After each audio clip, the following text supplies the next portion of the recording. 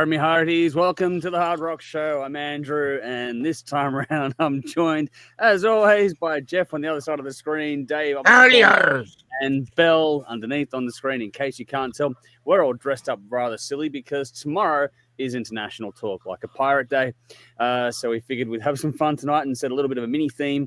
But we're going to go through and do the usual. We've got a lot to get through, as always, though. We have the backyard banger this time around is Dave with The Mean Times with their album Feel More Dumb, which probably been watching the show, probably feeling anyway. But we're going to finish off a Builder Collection from 85. Belle has the game tonight.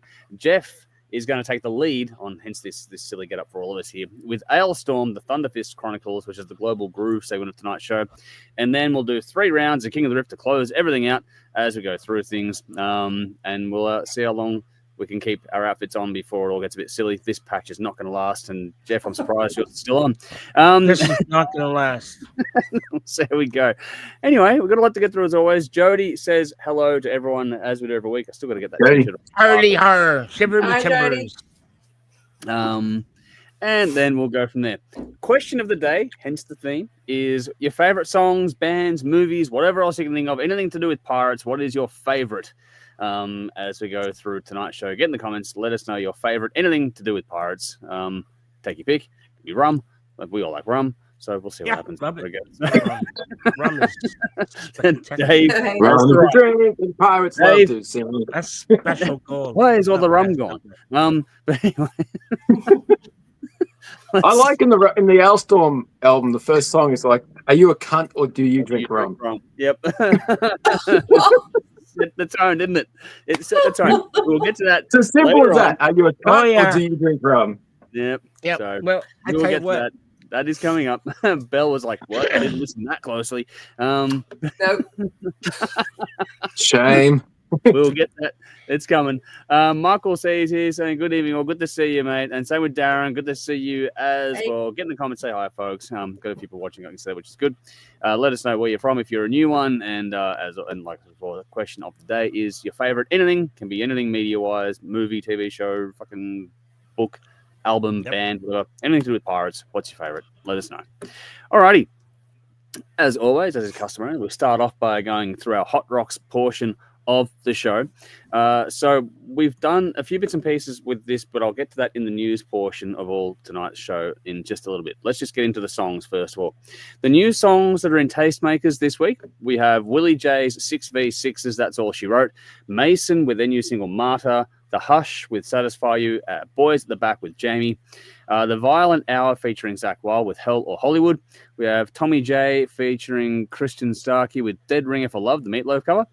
Coheed and Cambria with their new song Key Entity Extraction number 7, Yuka the Trivial. Hi Jolie. Jolie's in Discord saying hello to everyone. Good to see you as well. Hello, Jolie. Og with the latest one, Walk the Line.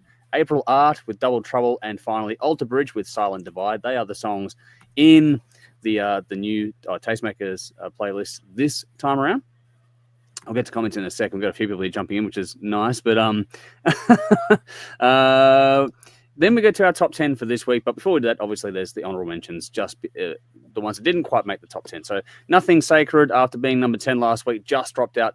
Wednesday 13, Rotting Away. After its third week, it fell out after being at number 8 last week. And honorable mention final one is Kill Code One Trick Pony. Got some love, but not quite enough to get into the top 10 this week, which brings us over to number 10. That is the Southern River Band with No Such Time. It's in its second week. It was number 1 last week. It's fallen down to 10 this week. We'll see if it holds on next week or not. Number 9 is Cheap Trick with their latest 12 Gates. Number 8. I don't know where Belle went again. She's having trouble with her computer tonight. Number 8 was Munro with Take Me for a Ride. Number 7, Jet Jaguar, Eternal Light. Number 6 was Shiraz Lane, Come Alive. Number 5 is the now perennial Nesta with their song In the Name of Rock and Roll. That is now into close to the top 4. I think it's like 11 weeks in a row. It's still hanging on, man. It just keeps hovering on around each week. So it's quite remarkable how that goes on. While we wait for Belle to jump back in, I'm going to quickly go through some comments. We've got a few here to get through, so we'll do that bit while we'll give it a second. Oh, here we go. Belle has just jumped back in. I'll wait for that to go through. Here she is. What happened? I accidentally closed. How? Sorry. Okay. I was trying to get my notes up and I Oops. Classic case of pepcac. Yeah, What? whatever that Pepcac. is.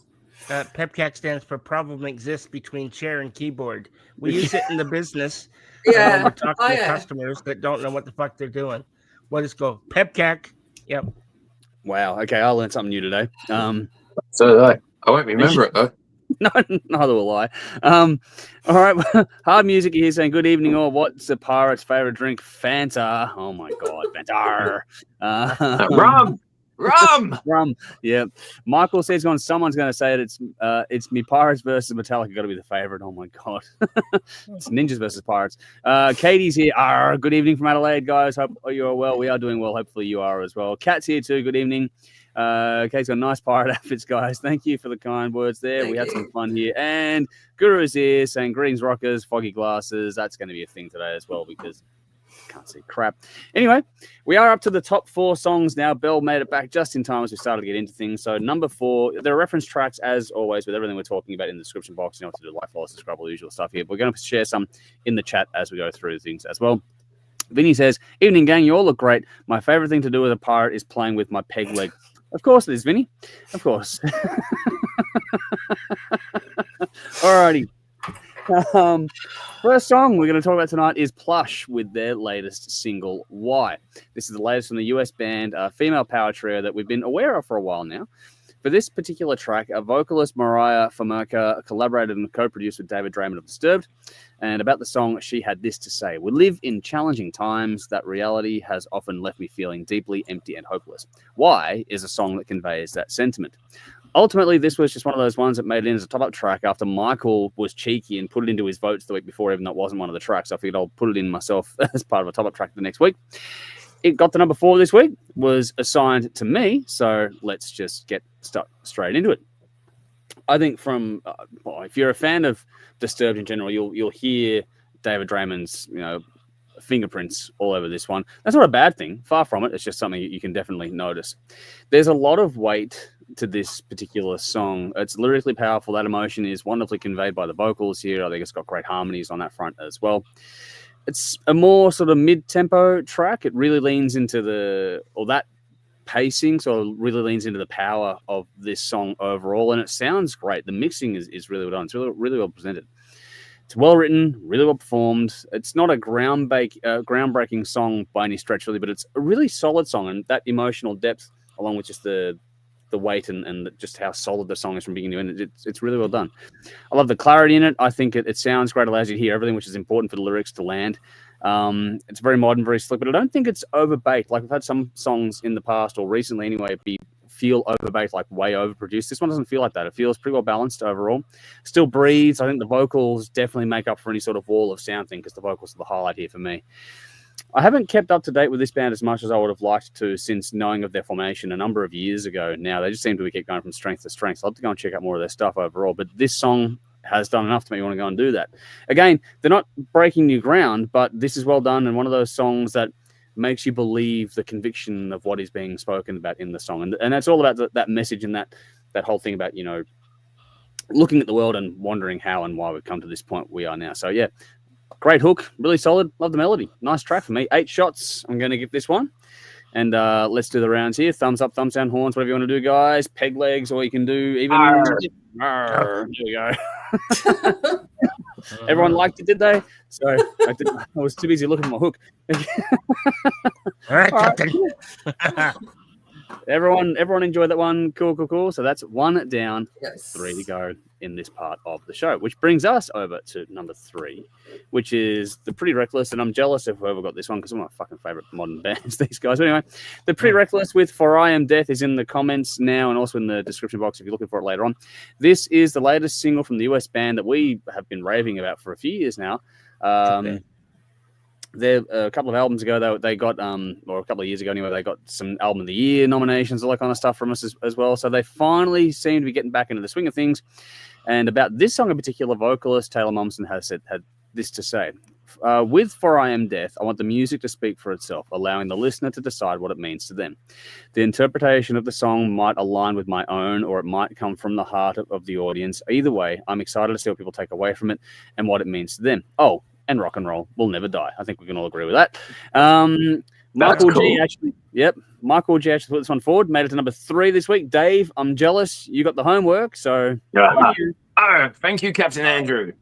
I love that spiel from her because I love songs that have like the writer has what it means to them, but the listener can have their own interpretation from it. That's when music works best, and that's when lyrics are most important. I got to admit, I forgot about this band, and hearing the song, like, fuck yeah, I remember them. And like, it's been 4 years since Death by Rock and Roll, and we all loved that fucking album. It was in most of our top 10s. It was fucking great. Yeah. So yeah, I'd completely forgotten about them, and I'm glad they're back. That album's pretty awesome, and this song pretty much picks up where that left off. It's straightforward rock and roll, which don't have to do anything fancy, just write a cool fucking song. Cool guitar riff, good hook to the chorus. I know hooks are apparently bad, and you're not supposed to have them. That's all. No, hooks are good. Fucking hook is great. I like the build up and the energy within the song. It ebbs and flows, which is cool, just like a good raft on the sea. There's an honesty to the vocal delivery. Lyrically, it's got the whole edgy youth thing, and it touches on a bit of the shock value controversy. Does anything actually shock anymore? I don't think so, but maybe it's because I've personally seen and heard it all. But for a new generation, it's probably cool. That's where I think this song works. I've heard this all before, and there's a whole new generation who hasn't heard it, and they need it, which is cool. It's also cool for us older generations to be reminded of what it's like to be young, which is exceptionally important. And it keeps that rock and roll spirit alive. So that's fucking cool.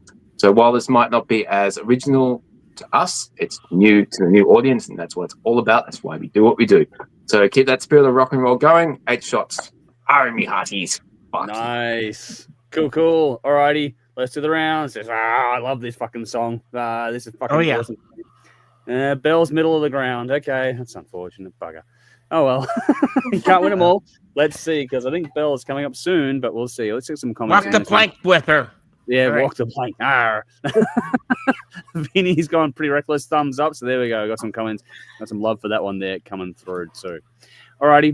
Keep it coming, guys, in the comments. You can see the tracks as we go through things. Otherwise, give us your thoughts later on. If you do come in late, just make sure you give us some sort of reference point because we do get to chat about the comments periodically. Alrighty, next one up is Halestorm with Like a Woman Can. This is taken from the US band's latest album, Everest, released August this year. Halestorm should really need no introduction if you're watching this show, and this song is apparently a sultry, bluesy tribute to bisexuality. According to Lizzie Hale, who we all know, Like a Woman Can is Venus asking Mars to meet her in the middle while in the midst of a bisexual awakening. Joel, he put this one forward. It almost took the top spot this week. Just missed out by 1 vote, but it got to number 2. Belle, you had the homework on this one, so did we find you a song that you liked this week? Yes. Cool. Yeah, sorry, I haven't gone through my notes. I just like shit and. I was say you sound confident.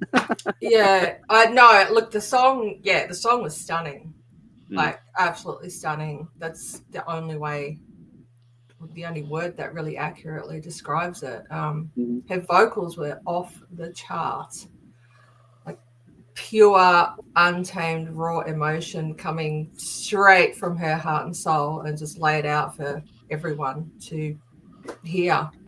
We all know she's a great rock singer, but she just went next level with this one. The song itself is just great, gorgeous. Slow tempo songs really are the best for expressing emotion, so it works for, you know, what she's putting out there. I seriously would put this, like, I would love to see this live. I would put this up there with Robert Plant singing "Since I've Been Loving You." Wow. Like, What? I absolutely would. Yeah, that's cool. This Wow. is just Cool. Wow, that just, you know, Right.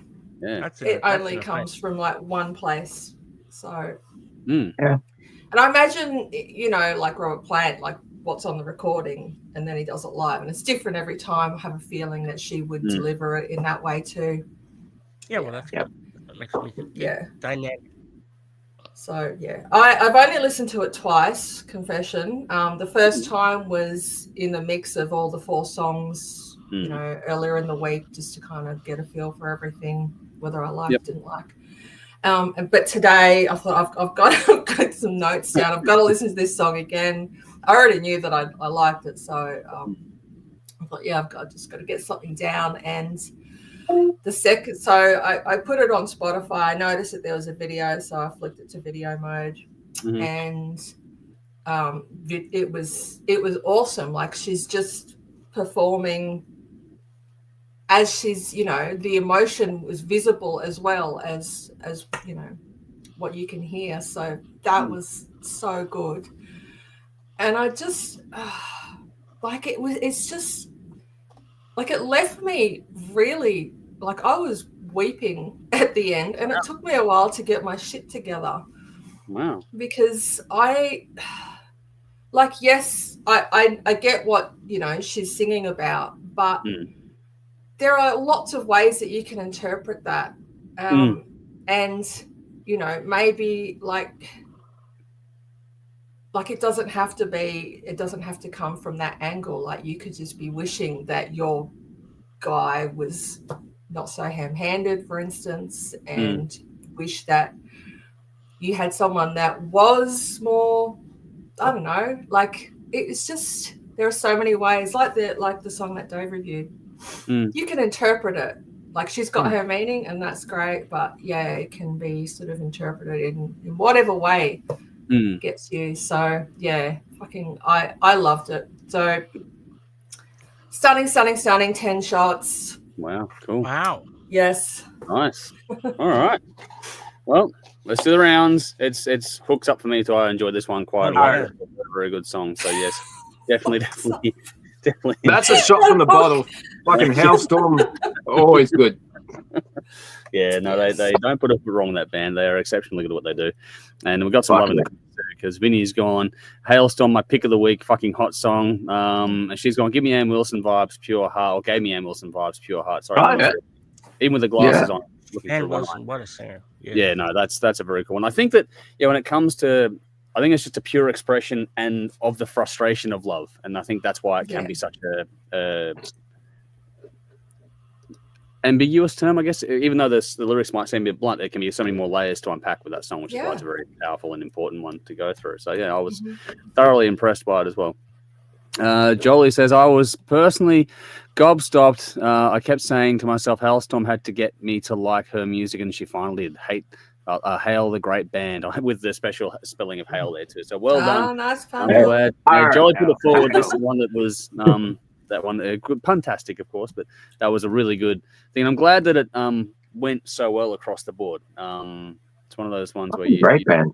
Yeah, well, they don't do anything wrong, so no, they're very, very good at what they do, and they have been for a while. And I haven't checked out the album full yet. Never seen. No, they're a good band live. They're very, very good at what they do live. All right, one more song for this segment while I just abruptly segue our way through things. And this is the number one song for this week. It is The Dreadful Tides with House of Pain 2. It's the 4th single from the band's self-titled debut EP, which some lucky people have already got a hold of. This is the Melbourne-based band TDT. For this one, they've reimagined one of their earlier songs with new vocals and more demonstration of their overall growth as a band. This particular track apparently digs deep into the struggles of the human mind and the fight against inner demons. This one, like I said before, just pipped Halestorm for the number one spot this week by 1 vote. So for this last song, Jeff, you got the assignment. So how'd you go with the number one song for this week? Yeah. All right. The Dreadful Tides, great fucking band, love them. They have done no wrong. They haven't taken a step wrong, really, anything they've done until now. I think this song, well, to be honest, and I'm just being honest here, it wasn't until the song kicks in at 1 minute when the song really has that power. I don't think that the initial 1 minute prior to kicking in, that there's a lot of emotional weight there. There's something missing. I don't know what it is. I couldn't put my finger on it. Don't get me wrong. I'm not shitting on the band. We've interviewed them. They're a great band. They're great guys. And they've put out lots of really interesting stuff. But this isn't it. I don't know why. At least with me, it just didn't resonate. And so, if I sit here and every song I listen to is, fucking 10, 10, 10. No, you can't do that. So it just did not. And so I don't think it's a bad song. And I really appreciate the lyrics from it as well. And I thought the production was quite good. But yeah, that first minute, it just sucked me out of the song. Wow. And I'm sorry to say, but it did redeem itself. And this fucking eye patch is really getting on my nerves. But look, I'm still going to give the song a 7 because I think it's still pretty powerful. So 7 shots. It's a good song. It just didn't resonate with me. I think that if that first minute wasn't there, I could have seen it. You could have gotten an 8 or a 9, easy. Okay. I don't know. It was. I just didn't recover. So I feel like a fucking cunt. You talk about cunt, Dave? Well, now I'm a cunt. Okay. Not yet. We will in another album. Yeah, that's right. Anyway, so yeah, not drinking rum. So no, not drinking rum. So look, that's my honest review. It's nothing bad. It's not a bad song. The band is fucking great, but I just gotta tell it like it is for me. Fair enough. Yeah, it's all good. All right. Well, let's do the rounds. How do we all go this one? I fucking loved it. You be a son of your biscuit eater. 9 shots, motherfucker. There be some fine fiddle playing on this cunt. Fuck yeah. Hey. I'm only 2 shots behind Dave. I'll catch up eventually. That's not bad. Yeah, and a bottle. I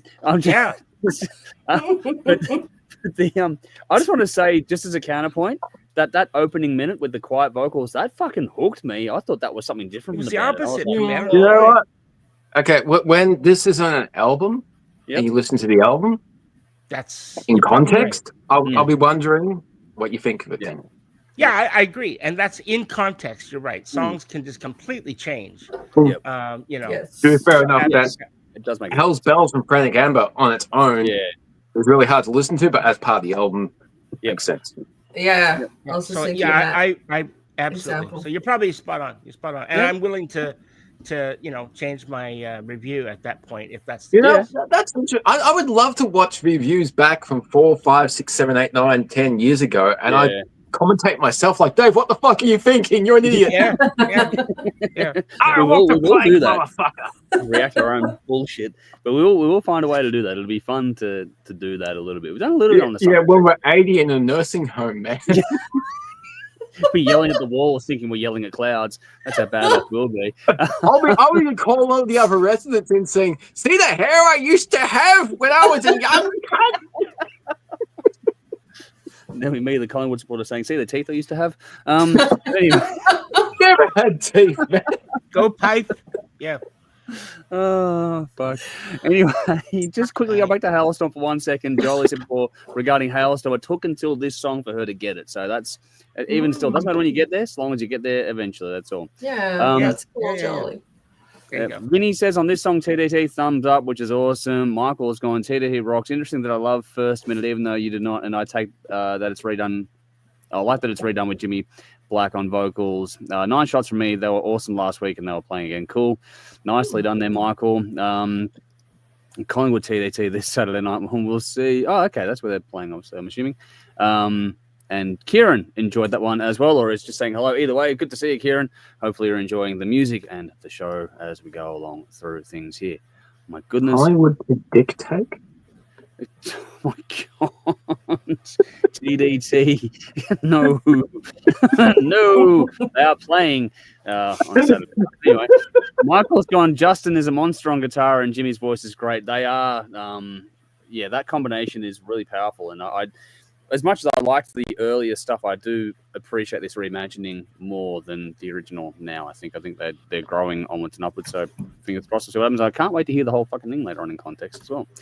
Alrighty, let's get on to the news part of the show, which is the hard rock happenings. There's not a lot to get through this week. I've just sort of been a bit light on things. Hang on before we do. Vinny says, when I'm old in a mental facility, I'll look back at my comments and hope the medication I was on is still in circulation.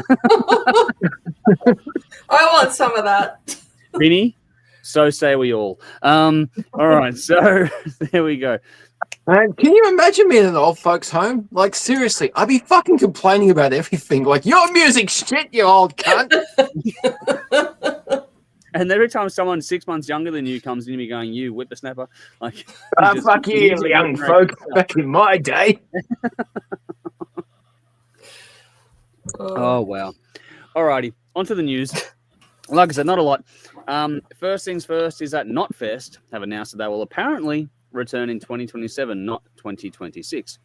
A brief statement is accompanying this by saying, after 3 incredible years made unforgettable by the fans and artists that shared the stage across each lineup, we'll be taking a short break in 2026. This time off will allow us to come back in 2027 with the best Knotfest Australia yet.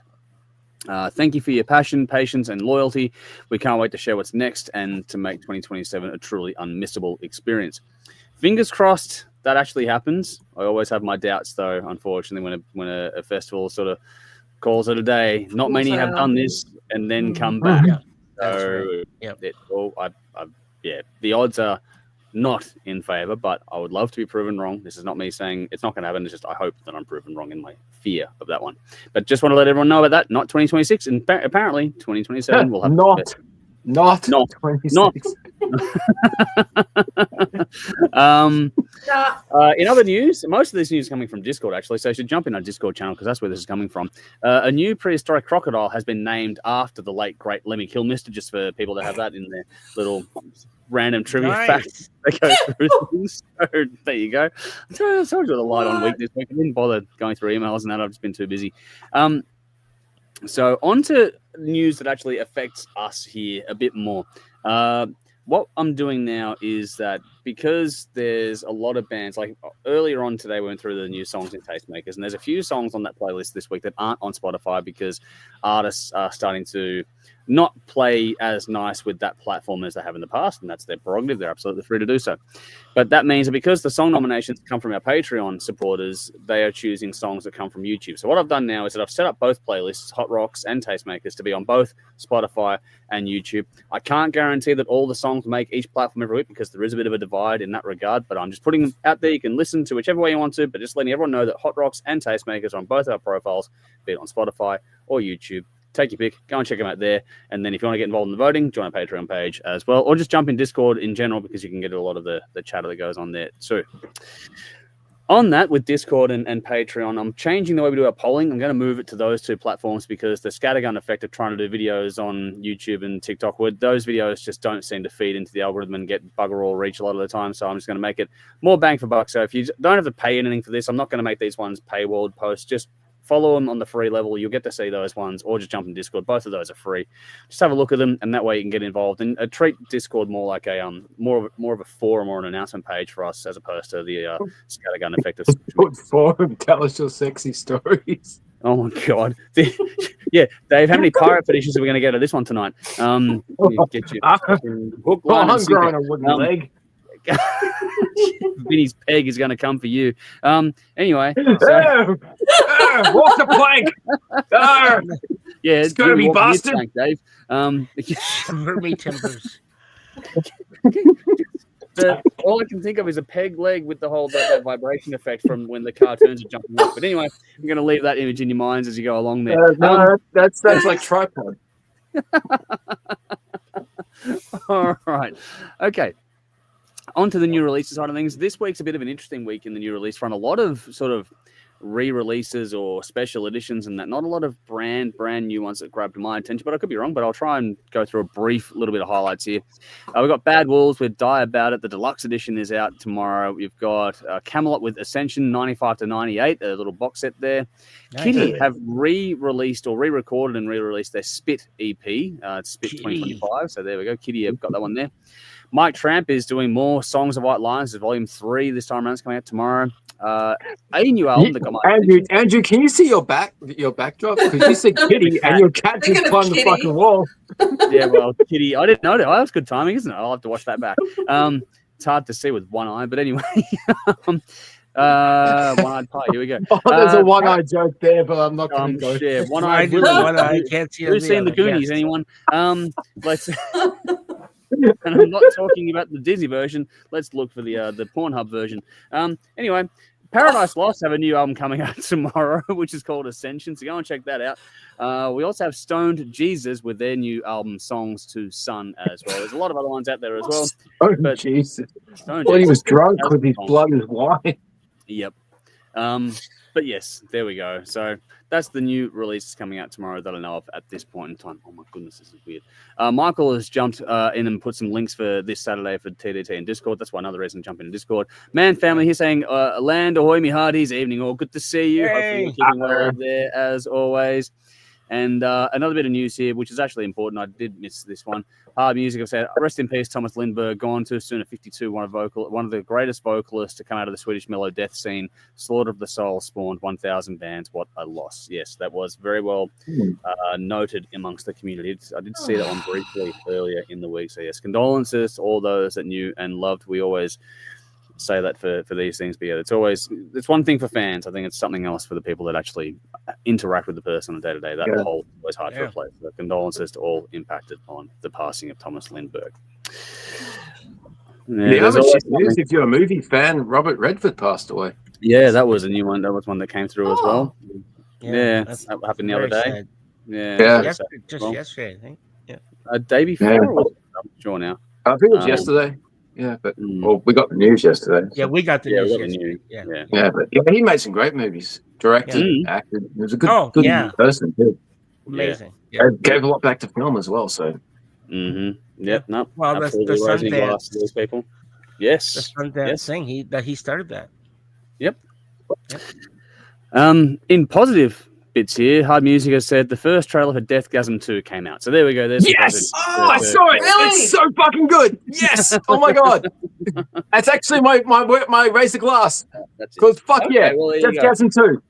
I cannot. This is hurting now. It's going away.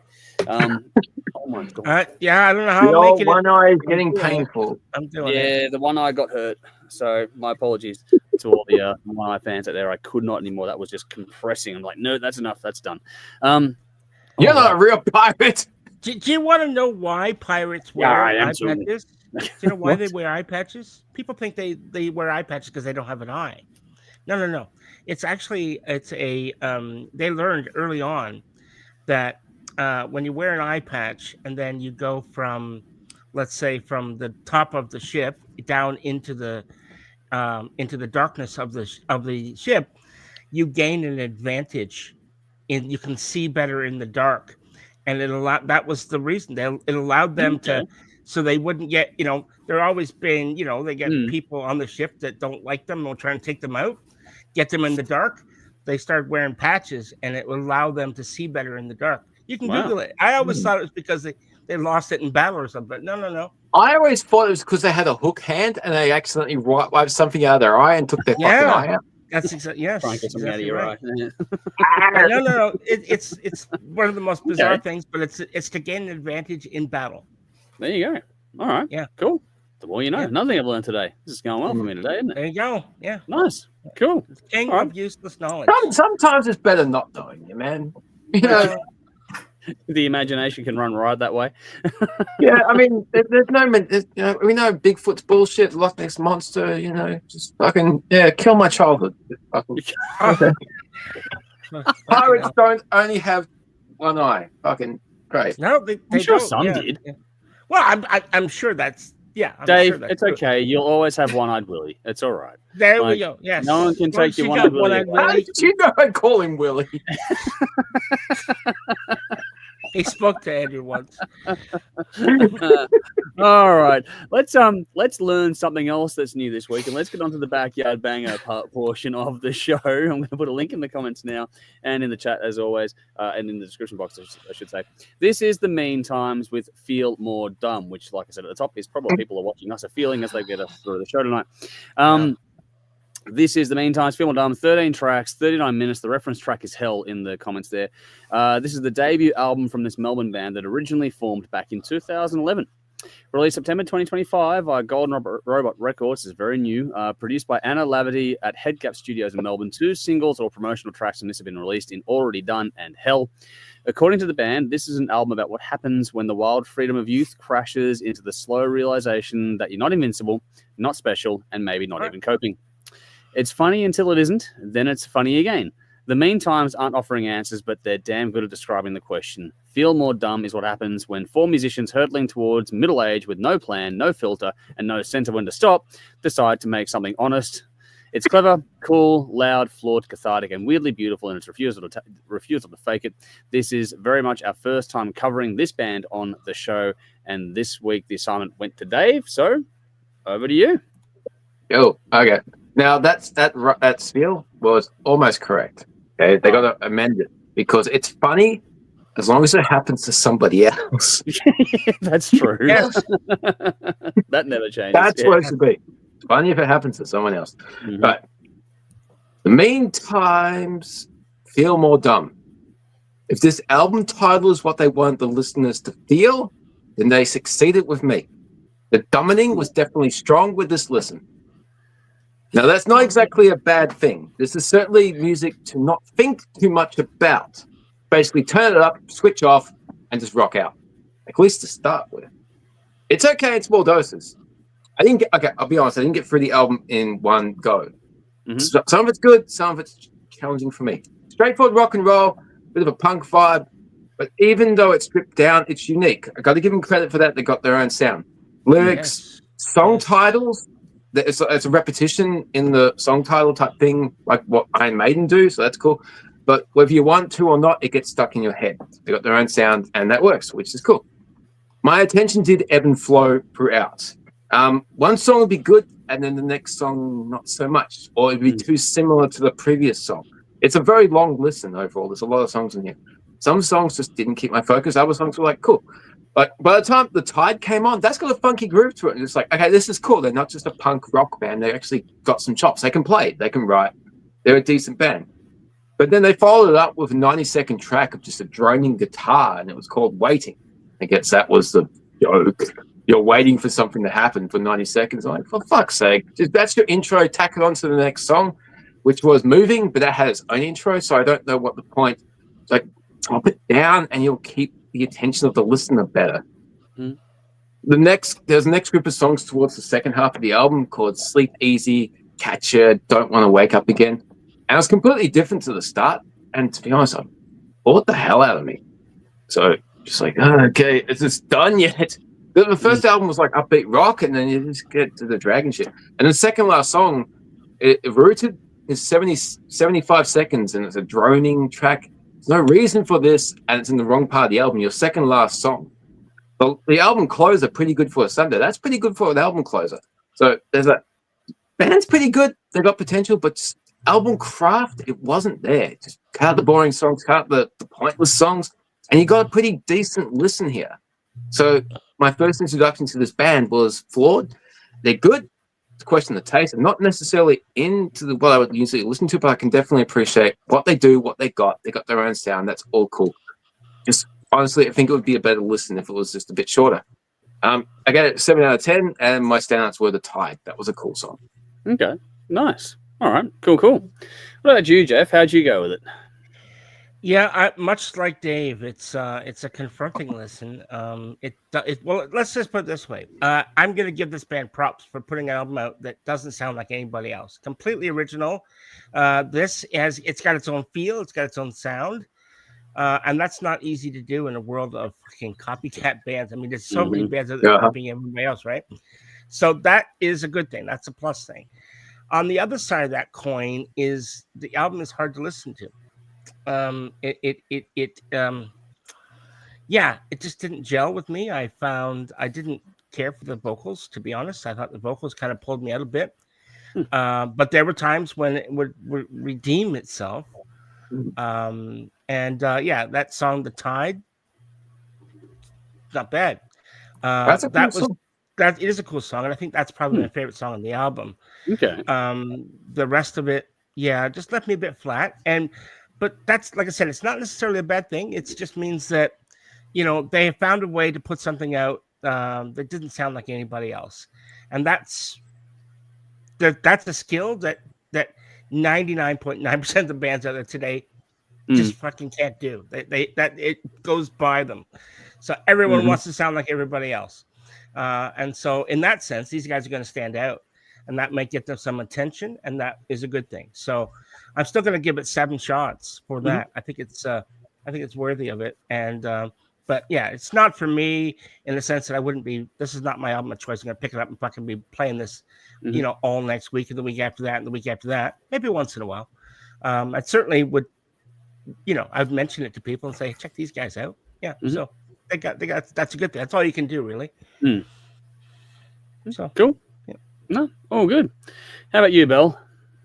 Yeah, these guys are good. It was a good album.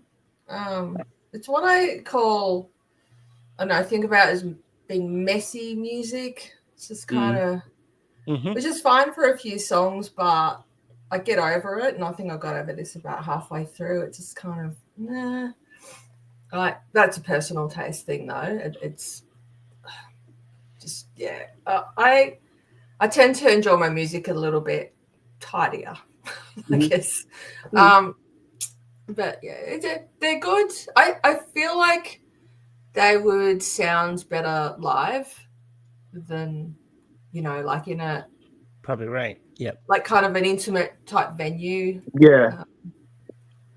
Yeah. So I get that. Vibe to it, yeah. Just they've got that natural kind of personality, like a personality. It's definitely a personable album. Yeah. So yeah, it was fine. 7 shots. There you go. There you go. Cool. There's so many classic rock bands from like the early 70s that couldn't capture the live energy on their first couple of albums. It took a good producer to bring it out. So it's kind of there with this band, but they just need someone to like cut this song, trim this. Just they need a good producer, editor type thing. Okay. Yes. Cool. All right. I'll get the final word on this one. I thought it's an interesting listen. I understand what is being said here, but at the same time, for me, it covered a lot of ground and had a real rough and ready rumble to it as well. That's the live sort of feel and vibe to it. That gnarly, gritty edge I thought was perfect for the style of music, to be honest. I think they nailed that balance of leaving the sandpaper in without over-polishing things. I thought it worked well in their behalf. There's some cool groove on this one. I liked how the bass stepped up to lead in places on this album. I liked how they also panned the guitar off to one side, mostly on the left, and then they tucked it back a little bit in the mix because they used a really sort of brittle, almost guitar tone there, which allowed it to still cut through without sort of being overpowering. The mix for this style of music of what was going on tonally is really well balanced, and I thought they did a very good job of that.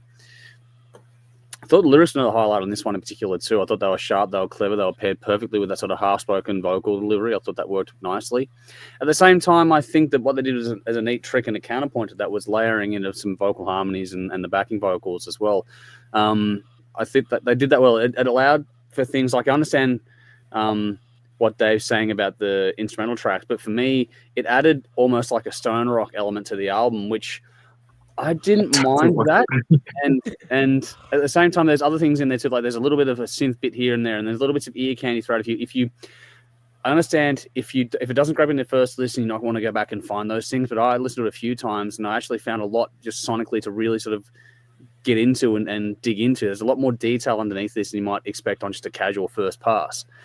I thought they were really clever in the application of the whole Velvet Sledgehammer theory as well. They wrote catchy, almost radio-friendly songs songs like Hook, Line, and Sinker, for example, they did these things where they're fun, they're upbeat, and they're catchy, but then the lyrics are much darker once you dig into those as well. I thought the instrumental tracks, like we said before, like Shuffler, Waiting, and Rooted, I thought they actually broke things up nicely for me, and it allowed for little moments of breath between the journey you were going on across the album. I didn't mind it. But what I think, what they, that set up the flow back to the main songs. But anyway, what they really impressed me with, which I think has been touched on as well, is the range. There's some funk in this, some surf rock. It all shifts these gears that's been mentioned by everyone else really seamlessly. And I think it's packed with hooks and energy. And for a bit under 40 minutes, I thought they crammed a lot into it. I do understand it feels like longer than 40 minutes, but they put a lot into it. It took me, like everyone else, a beat to get into this one. But once I did get drawn into it, I was actually really entertained going through this one from the beginning to end. I thought there was a sneaky darkness running through the whole thing that sort of just twisted things the right way for me. And the closing track even gives off a little bit of a hint of Wasp. Just that little guitar lick at the very end of the album. There's a little hint. Oh, yeah. It's just that little guitar lick at the start. There's nothing, not like a big influence, but you can just hear the chord progression. It's like, oh, hang on, that was a cool touch for me. I enjoyed that little bit there at the end. For a debut, I thought it was a fun little ride. It may not land with everyone, which is obviously the case here tonight, but I think it's one of those ones, if it does click with you, you're definitely going to enjoy the journey. I gave it 8 shots at the end of the day, actually. I picked Hell, Already Done, and Pretty Good for a Sunday as my standout tracks in this one. So there we go, some different feedback on that one, but make sure, as always, with all the stuff we talk about, people, check it out for yourselves. Don't just take our word for it. We set up the playlists for a reason, so check it out and give it a spin. The point of the Backyard Banger is to find things that are out from the local circuit and give them all a bit of a light. Ul is here. Good to see you, Ul. He's on greetings all. It's been a while. Followed up with, why are pirates called pirates? Because they just... Anyway, so there we go. There's that one. Well done, Ula. We're going to keep going through things here. Now, I did mention polling before. Polling is a part of the net, is going to be coming up later on. We're not up to results and speeds and stuff, so don't worry about polling this. We're going to go through the results of what we've been working on over the next week or so and just sort of catch up on polling later on. We're just going to go through, do our bits and pieces, and then we'll catch up on all that sort of stuff later on as we get through the rest of the year, which isn't too far away now, believe it or not. I got a fucking thing on Spotify saying it's 100 days or less than 100 days to Christmas now. Just like, there you go. Fuck that. just so you know, Christmas playlist popped up on Spotify saying less than 100 days to go. I'm like, thanks for that. Anyway, speaking of, in a way, it is time for us to get into the fretboard feud portion of the show. We go through, and in this particular season, we've been going through month by month in the year of 85 and picking albums from that. In theory, this time around, we're up to December. Last week, we went through November. Jeff took Dokken Under Lock and Key. Dave took Ahmed Saint Delirious Nomad. Bill took Aerosmith Done With Mirrors. And I took Halloween Walls of Jericho. Like I said, polling results to come, so just sort of sit tight on that. Make sure you check us out on Discord and Patreon. The free stuff, don't pay for it, just to keep up to date and get your input on those polls as they come through. But we have one more round to go, which is the final round, which in theory, like I said, would be December. However, we've all banked our wild card until now, which means the rule was that if there was any month that didn't impress you, you could go back any time throughout the year that's already been done and take an album from any other previous month, so long as it wasn't taken by someone else. December's album list is pretty thin for 1985. I've given you guys all a list there. So I'm tipping that most of us, if not all of us, are going to go through and find an album from earlier in the year. Whoever goes last, the week before goes first, and the new week. So that was me last week. So I get to go first this time around. And I am going to do exactly what I just teased for everyone to do there. I'm going to go back in time in 85, which we're already doing anyway. But yeah, I'm going to go back to October, actually, not that far back. I'm going to go back to October in 85, and I'm going to take ZZ Top Afterburner off the board for my final pick in the 85 collection. One, yeah. That's my final one. Figured that's the one I want the most. There's some good tracks on that one. And we've probably picked the bones out of 1985 by now, but we'll go through and see what everyone else goes and puts as their last pick. So, Jeff, your final choice for albums from 1985. It's your turn now. Yeah. Fucking hell. Picking the bones is not... Well, that is a good word for it, yes, I suppose. Picking at the carcass? Picking at the carcass, yeah. Look, I'm going to go... to August, I think. I'm going to take... I don't think anyone took this. Loverboy, loving every minute of it. Okay, cool. Loving every minute of it. Good song. Good album. Nice. Cool. Yep. All right. That's Jeff's final choice locked in. Dave, you're up next. Your final 85 album. You almost be giving me a heart attack then when you went back to August. But I'm going back to August too. It might be a glam pirate, so I'm going glam terror. I am the noise. Wow. All right. Nicely done. I was wondering if I was going to take that one. Fuck Nicely it. done. It's a good album. Fucking, It is. yeah. Out of the early ones, that's pretty good. Alrighty, which means Belle, you get to pick the absolute carcass, whatever's left of this year, 1985. There's good albums left. There is. There are some good albums left. But Belle, what are you choosing for the final 85 album? Well, I realized I hadn't actually got to this bit and I hadn't picked. So now you're quickly going, oh my So God. I'm just, I've been scrolling through and I will go, because December is rubbish. It's not a lot there. Do you want more time to think? Because I can. No, I've picked one. Yeah, I've picked one. So I'll go back to October and I will go with In Excess, Listen Like Thieves. Mm-hmm. Cool. Good choice. I reckon that'll get some love. We'll get to the polling later on. But just so everyone knows why when I set this up, I made sure we had that wildcard option because I knew in advance that December was going to be thin. So the reason why no one's taken anything from December is because these are the albums we have. We have Blue Oyster Cult with Club Ninja, Minutemen with Three-Way Tie, My Bloody Valentine with Geek, Virgin Steel, Noble Savage, and White Lion Fight to Survive. That's it. That's the list for December. Not even a Christmas album in sight. So that'll. I figured give everyone an option to go back in time and see what they wanted to pick. So just to recap now for our final choices from 85 to December / wildcard round, we have a ZZ Top Afterburner for me. Jeff has Loverboy, loving every minute of it. Dave has Pantera or Glam Terror, as they were back then, with I Am the Night, I'm being sarcastic, by the way. And Belle has In Excess with Listen Like Thieves. Like I said, all the polling for this stuff will come through, so make sure you're following us either on Patreon or in our Discord channel, and you'll get access to these things. We're not paywalling this stuff. It's just we want to get the people that watch the show to actually have the input as opposed to getting nowhere with videos that don't do anything. So we're just going to try and change it up and see how we go with a new strategy going forward to see how that works out. All righty. That gets us over to the next part of the show, which we need Dave back in here for because, we got to get things all in. Because, Belle, you want to play a game? Yes, I want to play a game.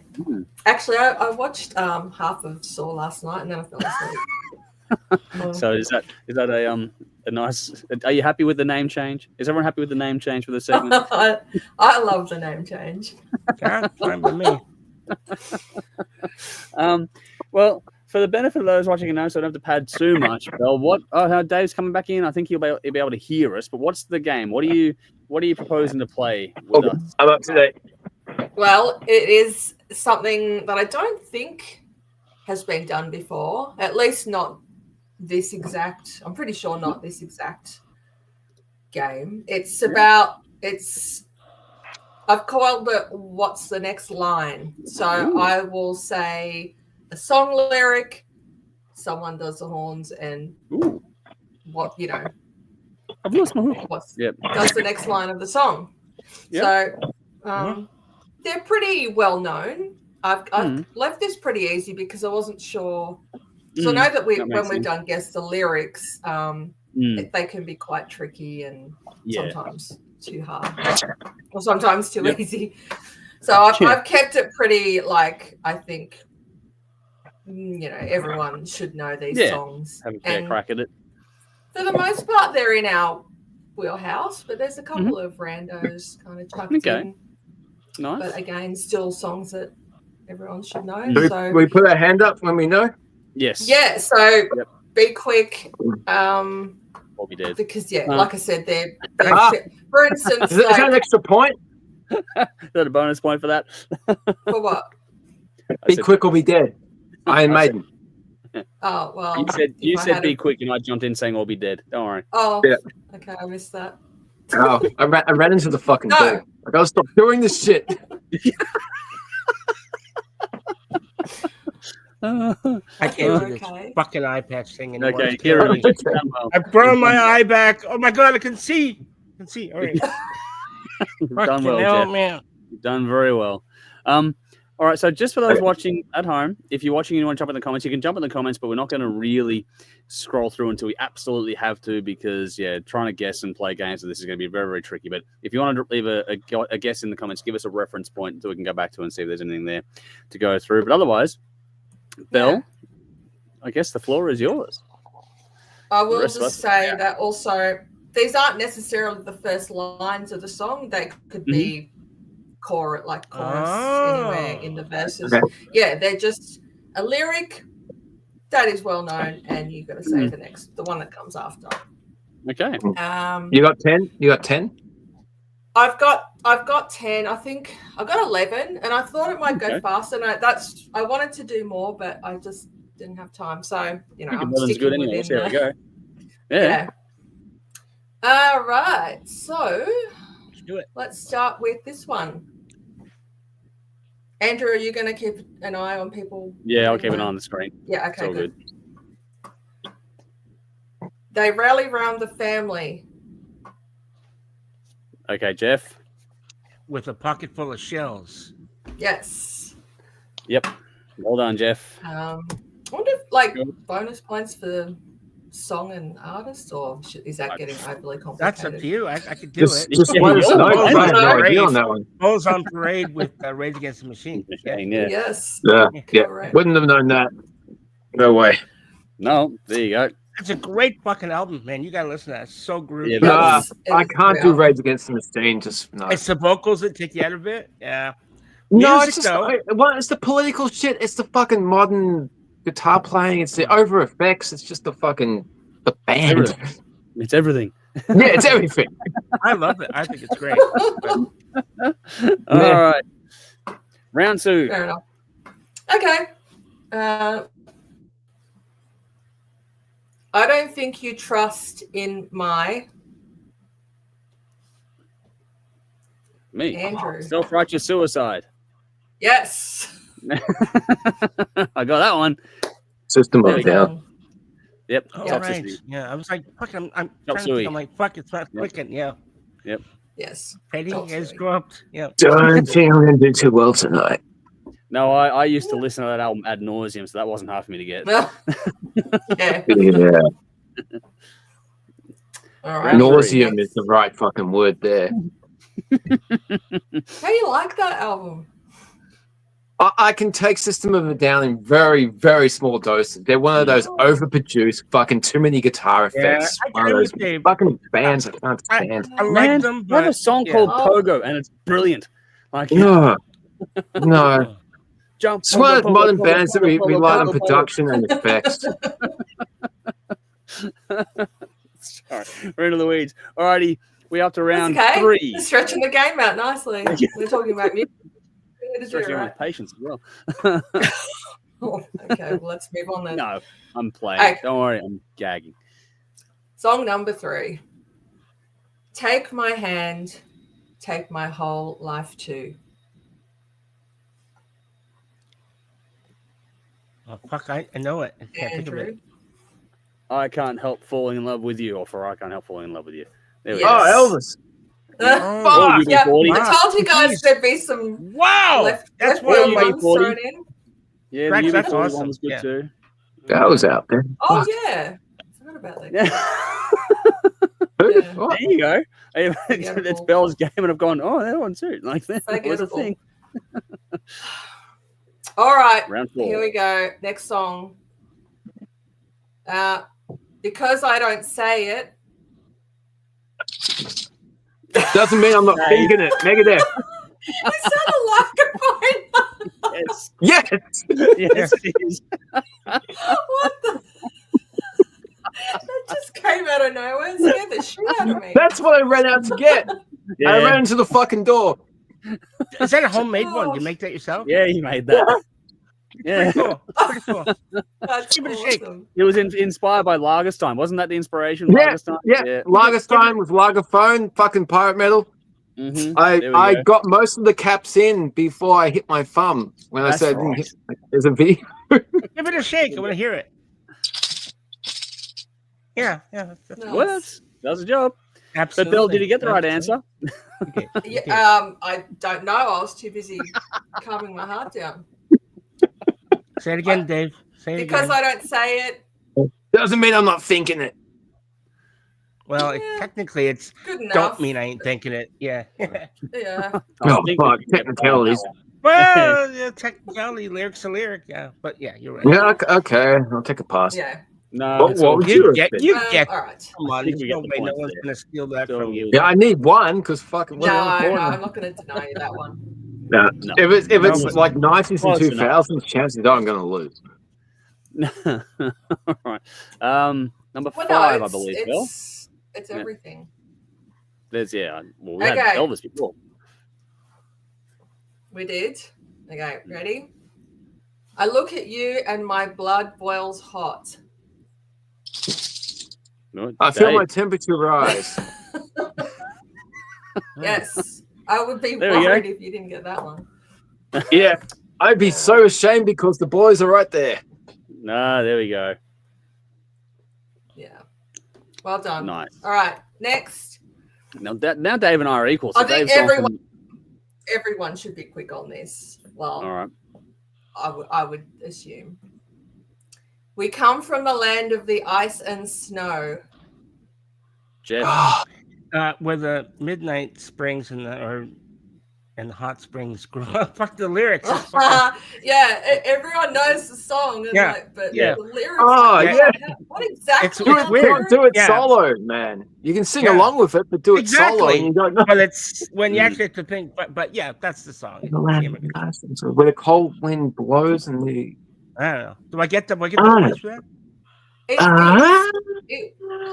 was close enough. All right. It was from the midnight sun where the hot Oh, springs. hot springs. flow. I knew it was the midnight Yeah. something. I'm thinking, what is Yeah. it? Yeah. I don't think I would have if I hadn't have like actually Looked it up, yeah. probably would It's have. one of I those would have things. like from midnight something Yeah. something. Something. My dingling, my dingling. Do I get it? Something.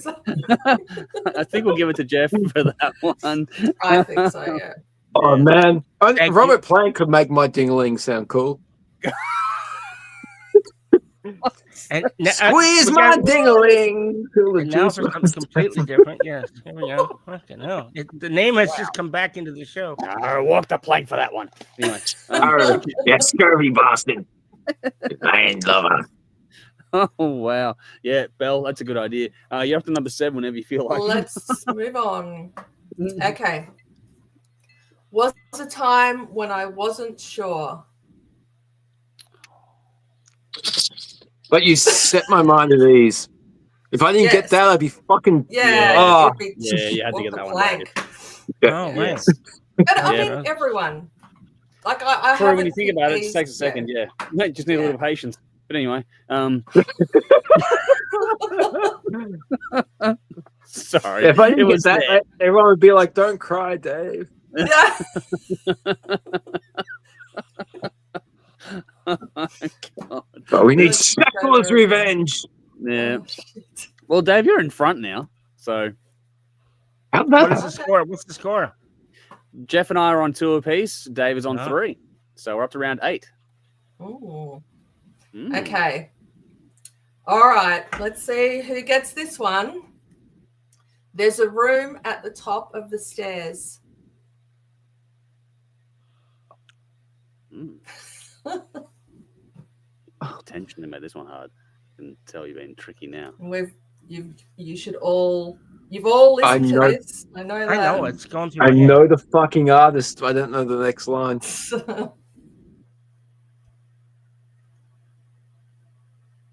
Oh wait. Well, the comments are quiet too, so I don't feel so bad. Can we get a hint? Okay. I'll tell you the song if you want. If you don't already know it. Well, let's cycle back. That's All right, number let's- 8. yeah, Put number let's- 8 on Yeah. hold. So go to number Okay. 9. Come back to Yeah, this that's one. cool. Yeah. Yep. Just All in right. case. Next song. How strange. Oh, Oh. cut! Every night I'm drawn to there. Yes, up there. Yes. But yes. Every night I'm Enough. drawn up there. Yeah, it's fucking Dream Theater from fucking Yes. Sings from Memory. Oh, there you go. How did I Strange not know deja vu, that? Yes.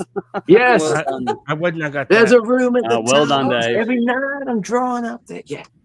Wow. Yeah. Well done, And Dave. it's like Very down, well done. buried in Yeah. his life. I thought I had to throw some trickier ones. Wow. They've been pretty. Oh, No, I that's call a good myself a get. Dream Theater fan. No, that was a really good get, Dave. That was I no, you fuck- did well. I would have Yeah. had no chance. In that I one. never Yeah. would have got that. I was Yeah. saying fast. Do you know the amount of times I listen to that because there's a female vocal in that vocal line and there's nothing credited? I don't know if they used an effect on James's voice and double tracked it, but there's something there and it hits with the hypnotist past life regression, the two characters. It's very clever production. Okay. I'm gonna have to do Sorry. deep No, listen on it's that one 'cause- Definitely. Yeah, I have to go back and revisit it. Even with, I appreciate it, but I've got to spend more time on albums like that too. Like I can always respect an admirer, but then there's to get the depth that Dave always brings. It's like, yeah, you got to spend a lot more time, which I appreciate and admire that you've done that so much. Yeah, Alrighty. right. So we don't need to cycle back to number 8 now. We can continue on. Dave is now 2 in front. So number 9, Dave may have this one. All right. One of us. If he Steal gets his thunder this here. one, it's over. It's for over, you and me. Yeah. Uh-oh. All right. Well, you got Nine. an 11. How There is an 11. strange. Shall I go? Sorry. You ready? Yes. Yeah. How strange. She's spoken no word. How strange. It doesn't come to mind. I have no idea. Can you say it again? How strange. She's spoken no word. I thought everyone would get it, but I'm gonna take a punt. Mm. I'm just gonna take a punt. Is it She Talks to Angels? Well, you got to guess the lyric, Jeff. Well, I know. I suppose that's true. But it's, Maybe it's yeah. Is that Not, I the shouldn't right? have even answered that question. Oh, okay, sorry. Well, I thought that was because the next lyric is "She Talks to Angels," but anyway, okay, apparently not. Oh right, no, it's not. Okay. All right. Well, that's number 10, which is interesting. Or number 9. Okay. Number 9. Well, That was number 9, wasn't it? Sorry. That was number 9. Well, Yeah. I don't know. I've got like No, that's right. Number 9. Yep, that's all right. So number 10 is next. So let's put a pin in number 9. See how we go with number 10. There's just one more. Number 10. I must have been desperate. Yes. I must have been really low or pretty low, whichever one it is. Yes, pretty low. Yeah. Pretty low. Good job. There we Good go. job. I got that one. Yes. All right, so you got Alright, the so- last one on your list, and then we cycle back to number 9. All right, cool. So that was the last one. So Well, did you have 11? I thought you said you had 11. I did. I thought I did, but I've obviously. Oh, okay, cool. Oh, so we'll go back to the other one then. So because they're numbered in a weird way. Okay, that's all right. So the last All one we haven't right. answered. So that was it. So yeah. Shall I try? I'll try and do it like it's performed. How Okay. strange. She's spoken no word. It's not actually sung. It's not a sung lyric. Hmm. No, All right. I can't do his voice. Well, we know it's a him. Is it Is him? it King Diamond? Yes, it is. Oh. I was thinking that. I'm very, just gonna the say lyrics yes. are very because King Gus Diamond. struggling. Oh, I'm not going to get it, but yeah, it's definitely King.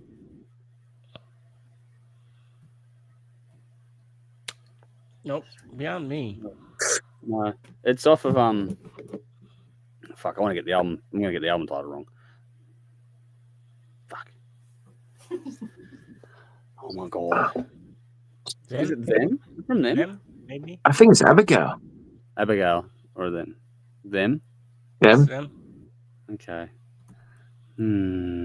I can't get the lyrics, but I can hear it. Yeah, I get half a point. It's mid song. It's not. Yeah, it's not. Hmm. It's not the opening lyric. I mean, I can give you that off the top of my head. Like I know Music. this song so fucking well. I'm not going to get it. All right, You want the next line, or is that just There you go for it, Bell. giving up?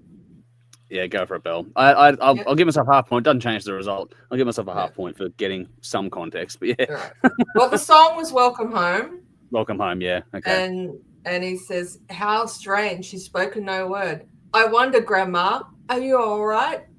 Yeah. Yes. Now Goes I know. into an awesome solo. Yeah. It doesn't change a thing. Dave still is the winner at the end of the day. Dave, who thought he was not going to do well this Good job, Dave won Dave. the game. So congratulations to Dave. Didn't have a good start, but yeah, okay, cool. No, you came home with the wet sail. Ha. He's a Found the treasure. He's a Bradbury. Oh, fuck. Anyway, sorry. Banana taco. Yes. Sorry, I've been listening to Halestorm. Well done. I hadn't even thought of that. That syncopation works. Anyway, Feld runs on the back of that one.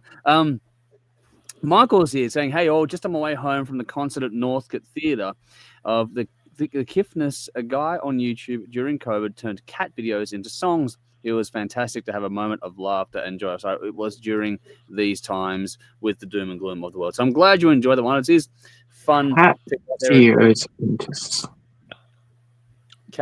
into songs would be interesting. I don't know. I really didn't catch up on that trend.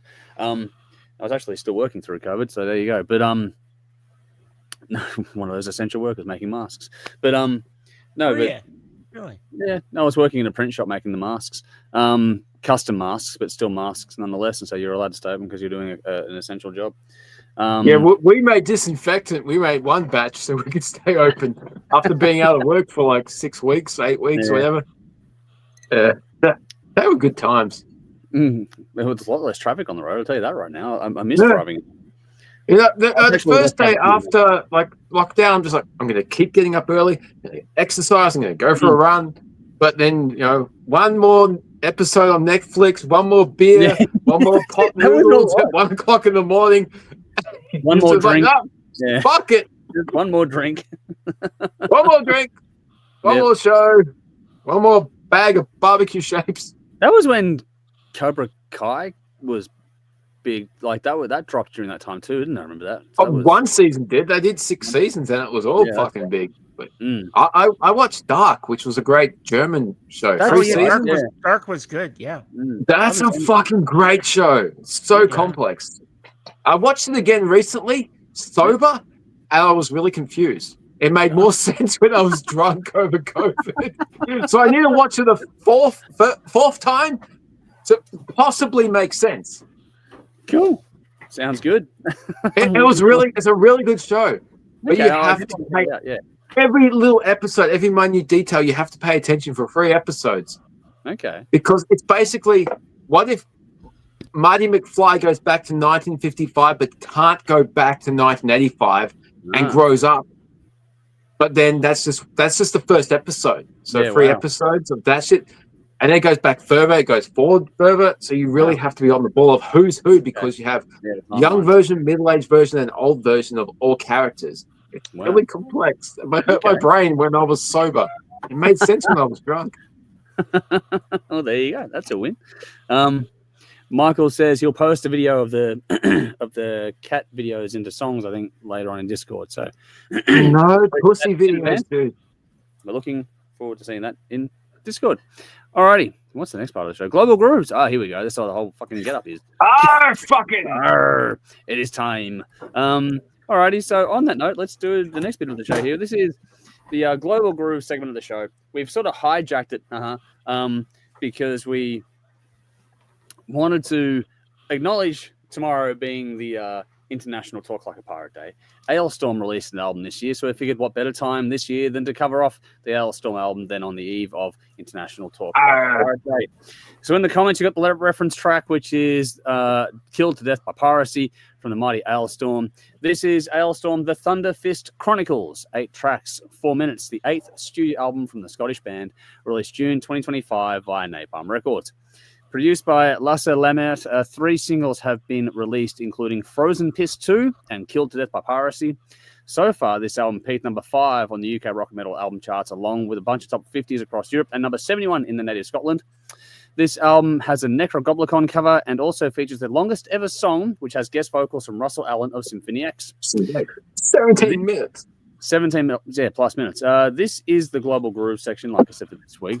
We've allocated this one due to the whole thing tomorrow. So Jeff has the assignment this time around. When it's my turn next, I'm going to defer to Jeff to have his choice on this as we go through, because I've just sort of dumped this in his lap. But for now, Jeff, this is going to be an interesting one, folks. I'm pretty sure we're going to get some pretty different opinions, but over to you. Let me just preface my review by saying I'm a cunt, okay? Just go from there. All right.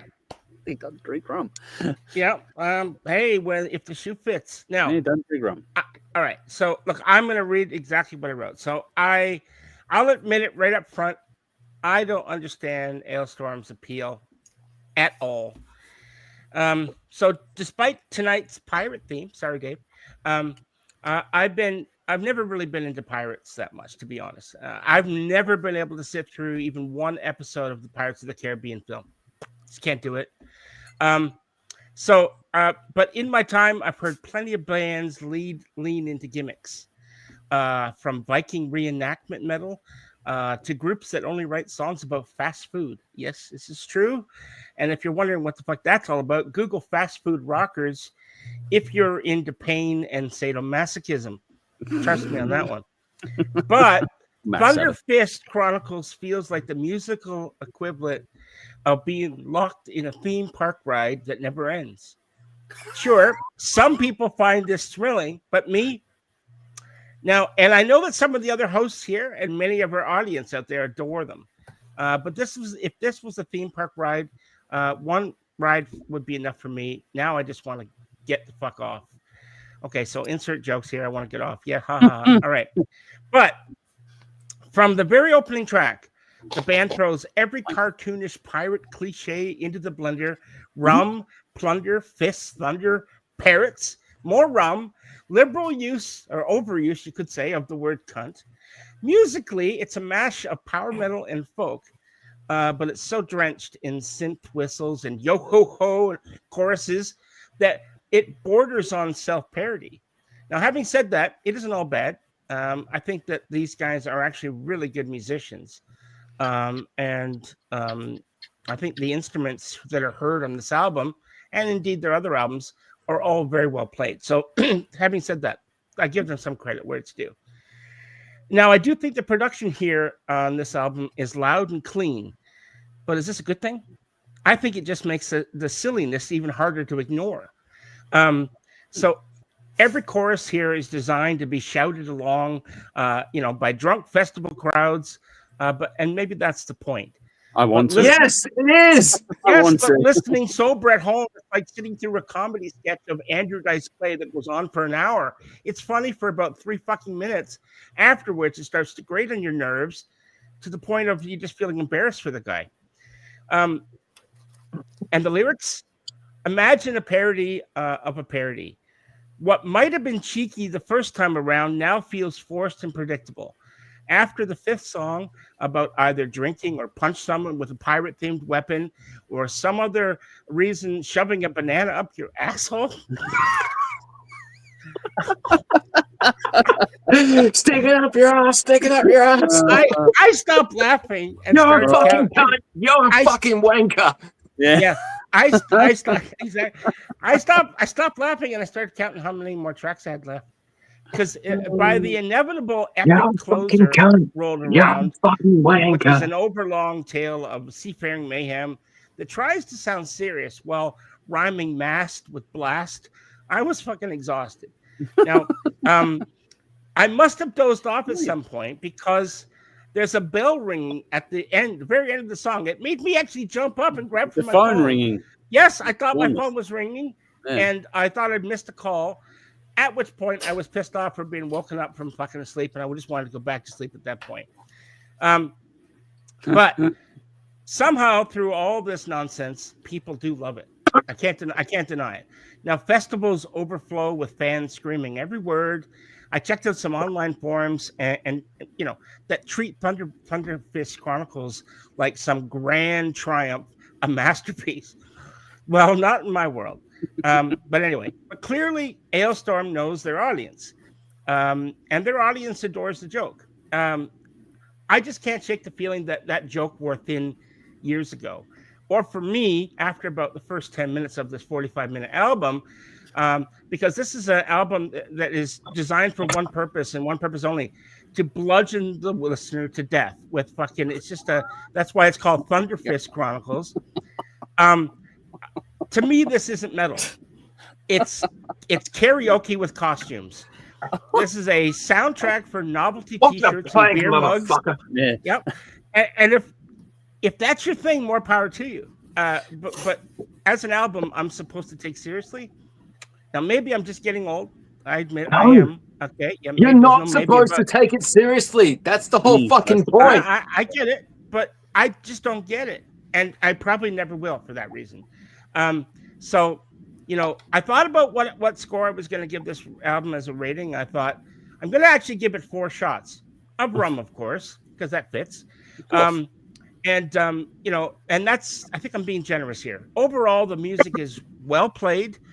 But as for the lyrics and the themes and the overall appeal of this band, it's just fucking beyond me, people. I'm sorry. That's my review. All right. Well, there we go. It takes all time. Do you want to go next, dear? All right, cool. Oh, yeah. Go for it. Okay. Come here. I got a secret for you. This might actually shock some people. Okay. I'm not actually a pirate. Okay. I don't dress like this regularly. Okay. I don't fucking drink rum 24/7. Okay. I do enjoy switching off from modern life and just having some fun. And this album is nothing but fun. I fucking adore this band. I love pirate metal because you know what? It makes me happy. It takes me out of the daily grind of everything I have to fucking deal with. Yesterday in the morning, I was singing along at work. I don't fucking sing in front of people. I can't sing. But to the point where my coworkers are asking, "Are you drunk?" I'm like, "No, I'm not drunk. I'm just fucking happy." And you know, it's okay to be happy because this band is fun and it makes me happy because it's so stupid. It's so ridiculous. You just have to switch it off and enjoy it. You know, Alestorm, the first time I heard this band, I was immediately hooked. There's a pun for you. You know what? Heavy metal, power metal, symphonic metal, folk metal, it's all fucking cool. You add pirates into the mix and it's fucking awesome. You know, I like Pirates of the Caribbean. It's a fun movie. I don't get like tattoos and shit. I'm not that much of a fan. It's just fun. You know, if you like lyrics, I love lyrics in movies, in music. As much as I love guitars and songwriting, lyrics are what it's all about. If you don't have a song that you can sing along with, then it's just shit. Okay? This is fucking so enjoying. You should love, if you like lyrics, you should enjoy this music. Musically, it's infectious. There's great melodies. This will get even the most metalhead dancing. Mm-hmm. My daughter has video of me dancing drunk to pirate metal. I don't dance. I dance worse than I fucking sing. Okay, I can't do it. I'm fucking unco as shit. But you dance with a wooden pirate leg. metal just is infectious. It has that melody. It has that fun. And it just switches you off and you will just let loose and just enjoy your fucking life. Yes, the whole pirate thing is a gimmick, but I do it with so much conviction. It's so easy to get caught up in this fun. And the lyrics tell a great story. They are great writers, and the singer has so much conviction. He can certainly spin a good yarn. He can, motherfucker. The overall vibe of this music just captures the vibe of being out on the ocean. Like Nightwish catches the universe. I go on and on about that. This band catches that freedom of just being out on the ocean. And you don't get that in your daily life. Okay, it is impossible to feel sad while you're listening to this, especially when they're singing about rum and boobs. Yep. Okay, there are some heavy moments. There's lots of melody. The singer tells these stories. It's filled with great lyrics. And some of my favorite lyrics are, as I said at the start, are you a cunt or do you drink rum? Yep. Where's my fucking rum? I'm not drinking rum, but I I'm like drinking. cunt, but I like rum as well. Right. Now, I suggested before we went live that we just enter this pirate episode with a sing song because they sure sing a good fucking shanty. Okay, but this is how infectious it is. I can't believe I'm going to do this. I'm living my best life as a pirate, sailing across the sea, and I'm doing what I please, living my best life as a pirate. Yeah, I'm drinking lots of rum because I love it, living my best life as a pirate. Shoot a cannon through the door, pick my guts up on the floor. The sun will soon be setting and we're running out of time, so tonight we're going to party like it's 1699. Fuck yeah! How cool is that shit? It's so much fun. It's like I need another drink. I can start drinking again. Oh, this is great. And in that song, they also say, fuck the fucking lands, fuck the fucking mountains.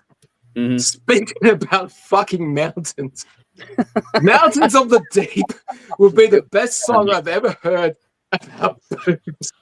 And if boobs aren't worth singing and dancing about, I don't know what is. Okay, I'm not singing this one. I'm just going to read it out because the lyrics go, she's got giant boobs like the mountains of the deep. Her curves are like waves crashing on the shore with every beat. She's a siren of the sea with a heart that's pure of gold, but it's her giant boobs that make us all go wild. Oh, yeah. Now, listening to this song makes my son go, Daddy, what are you listening to?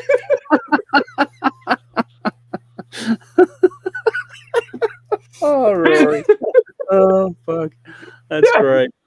Oh, that's great. But then he's reading this book, How to Train Your Dragon, and by the fourth book, there's a character called Big Boobied Bertha. So he's at that perfect age where we can have booby jokes. Oh, this is so great. You're in heaven right now. Yeah. Okay, so like I haven't heard every album that this band has done. I love this band to death, and I got to backtrack more. It does seem like a quick album. There's 6 songs, 1 cover, and 1 epic that takes up 17 minutes. And the storytelling in that is just fucking great. If you get it, you get it. If you don't, you don't. Yeah. Russell Allen from Symphony X guest stars on the epic track Mega Supreme Treasure of Thunderfist. The titles themselves are fucking ludicrous. It's silly, harmless fun. If you get it, you get it. If you don't, walk the fucking plank, you scurvy dog. Okay? This isn't as good as their previous album, Seventh Rum. Rum. Yes. But it's still awesome. Okay, so it's going to be a bit asymmetrical, so it gets 9 giant boobs. Okay. 9. Right. Oh, wow. She's a freak. Okay, but standouts are Piper and Riff, Banana Jackery. Listen to the fucking song and you'll know it's so silly. The Storm, Mountains of the Deep, and Goblins Ahoy! Oh, fuck. Wow. Okay. I don't think anyone's going to top that tonight. Well done, Dave. No. I think that's just holding the show. But Belle, I'm going to make you follow it. I can't. I didn't get to it. I'm sorry. That's all right. Oh, okay. No, that's all right. Yeah. It happens some weeks. It's all good. I think I heard one Alestorm song like a few years ago, but yeah, I'm sorry I didn't get to it. It's all right. It's been a week. Everyone has a week. It's okay. I'll close it out then. Okay. And I'll get some audience comments in because You got to listen to it though, and then you got to review it. Match that energy. Yeah. I can't. Dave, you and I are sailing the 7 seas together. Don't worry about that. Oh, fuck it. I love things like Pirates of the Caribbean and Black Sails and all that kind of stuff. But also, in case you can't tell after all these years, love being entirely fucking stupid. And that's what this is.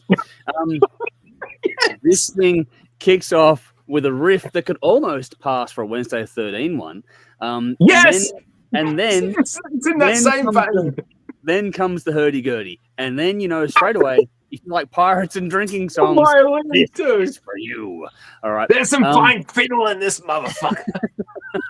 Yes, it's a gimmick. Of course it is. But it's also an absolute fucking blast. The writing, the performances, the mix for me were all top-notch on this one. The hooks are deadly. The riffs and solos are ripped. The groove is irresistible. Hooks are. Underestimate the talent here at your peril. I've been into this band for years. I remember finding them on the first song I heard of theirs was like Keelhauled, which was literally has the lyric with a bottle of rum and yo ho ho. And I was hooked literally from that moment on. These guys do things like that. You had Cannonball a couple of albums ago. Yes. It's fucking, So I can interrupt, like, there's an old guy that used to work with us at work, and I'm playing Hangover. I got a hangover. Whoa! I've been drinking too much for sure. And he comes up to me, he goes, "What's this song called?" I'm like, "It's Hangover by a pirate metal band." He's like, "It's pretty good." I'm like, "Okay, I'll hook you up." He's like really old, so I'm like corrupting the oldies. Yeah, go for it. That's always good.